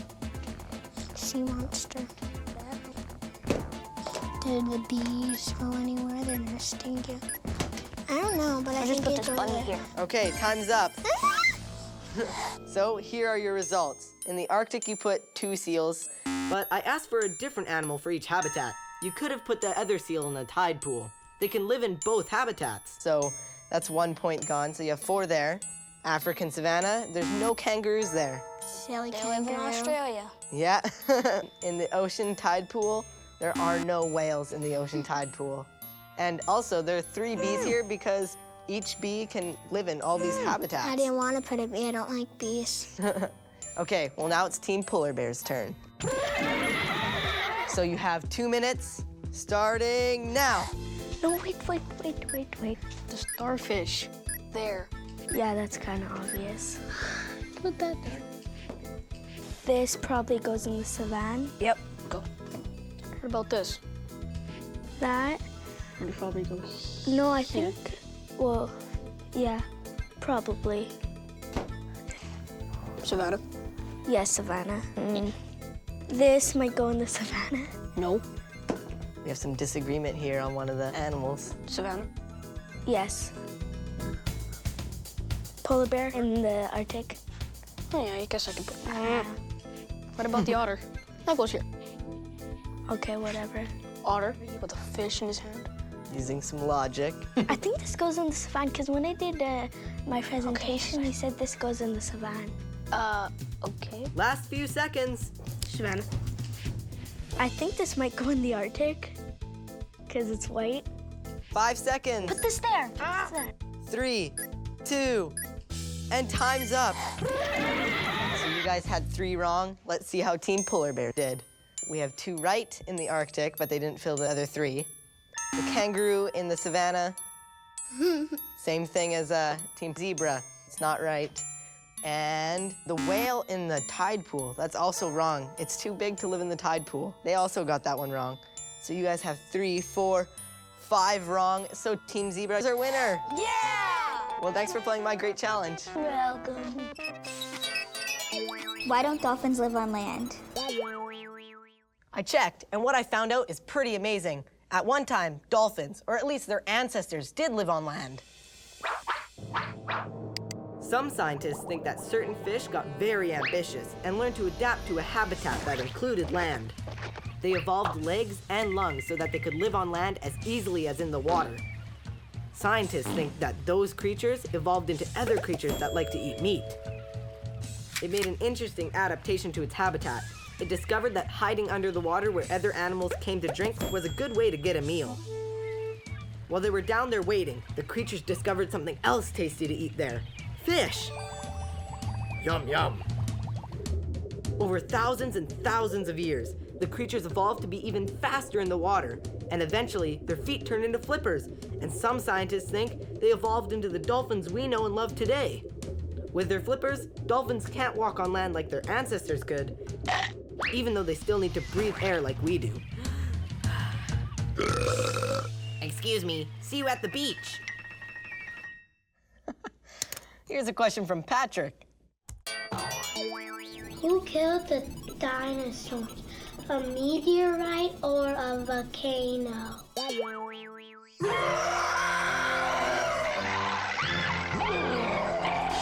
Very interesting question. One day, while they were out for a walk, Oh, this habitat is great. There's lots of room and shelter.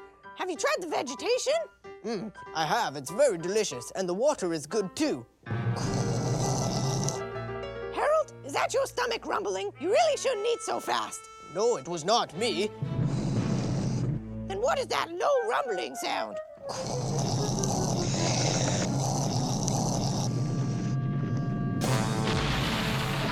It's a volcano! Run! Run! Was it a volcano, or was it a meteorite?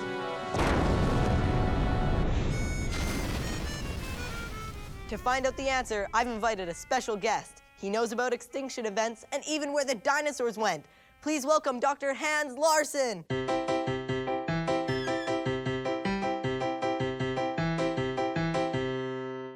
Hi, Dr. Larson. Whoa! Ferns? Patrick was wondering if volcanoes or meteorites killed the dinosaurs, and you brought ferns. This is getting pretty weird. A little like you. So, Dr. Larson, you're not saying that the plants killed the dinosaurs, are you? Well, the plants didn't kill the dinosaurs directly, but something killed the plants. For some hundred thousands of years before the dinosaurs went extinct, there was a supervolcano erupting in India. Like ginormous in size, lots and lots of eruptions going on. So I guess the volcano spewed out a ton of ash and that covered the sky, right? Well, and this was a supervolcano, like probably covering the sky for the whole planet. Wow. And that may have kind of primed or got things ready for an extinction by sort of cooling down the planet, making it a little bit dimmer.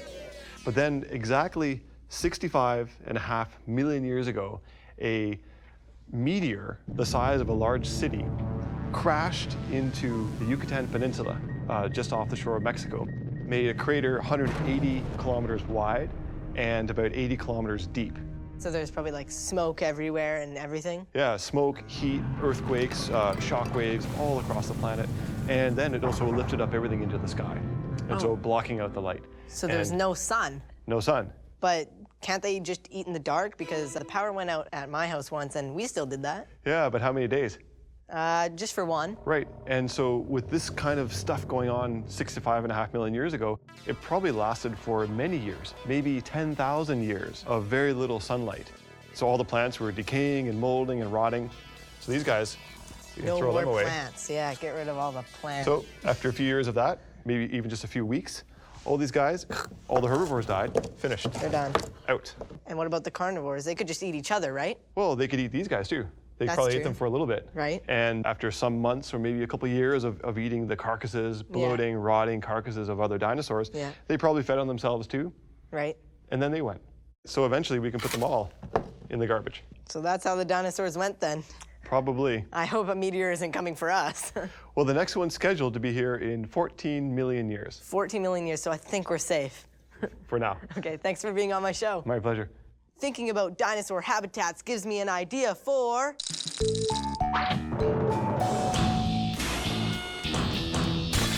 Uh-oh, do try this at home. Hey everybody, how you doing? Not too hot, not too cold? Enough food, shelter, water, space? Cause it's time to play How's Your Habitat? Today, your challenge is to figure out what we humans need in our habitat to survive. So let's get right to it. Here's your first clue.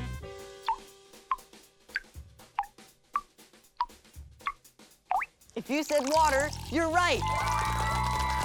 You can reward yourself with a nice cold glass of drinking water. But don't, because if you do, you'll miss my next question. It's got you surrounded, but you can walk right through it. What is it? Are you ready? Because if you guessed air, you're right. We breathe oxygen, and unlike most fish, we get ours from the air. Okay, next question. You can't choose not to have this one in your habitat if you want to survive for long. I'd give you a bigger clue, but it's not polite to talk with your mouth full. Get it? The answer is food! This one's got my name written all over it. Next question. It's something that lets you do this. If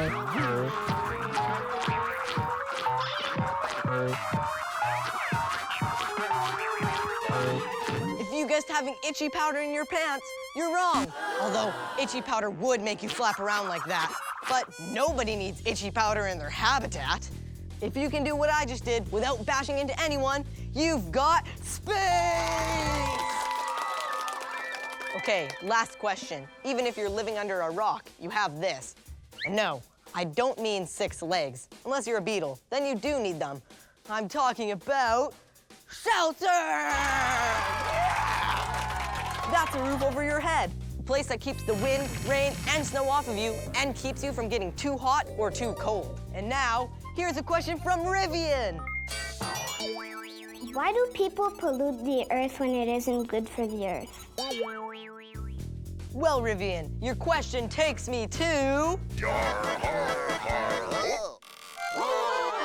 the Flat Earth Corner! Step right up, folks. Take everything you need. Why, this world is so big, we can't possibly use everything up. And don't worry about the forest. There's so much land out there, the animals can find someplace else to live. Chocolate! Bye, bye, bye! Bye-bye.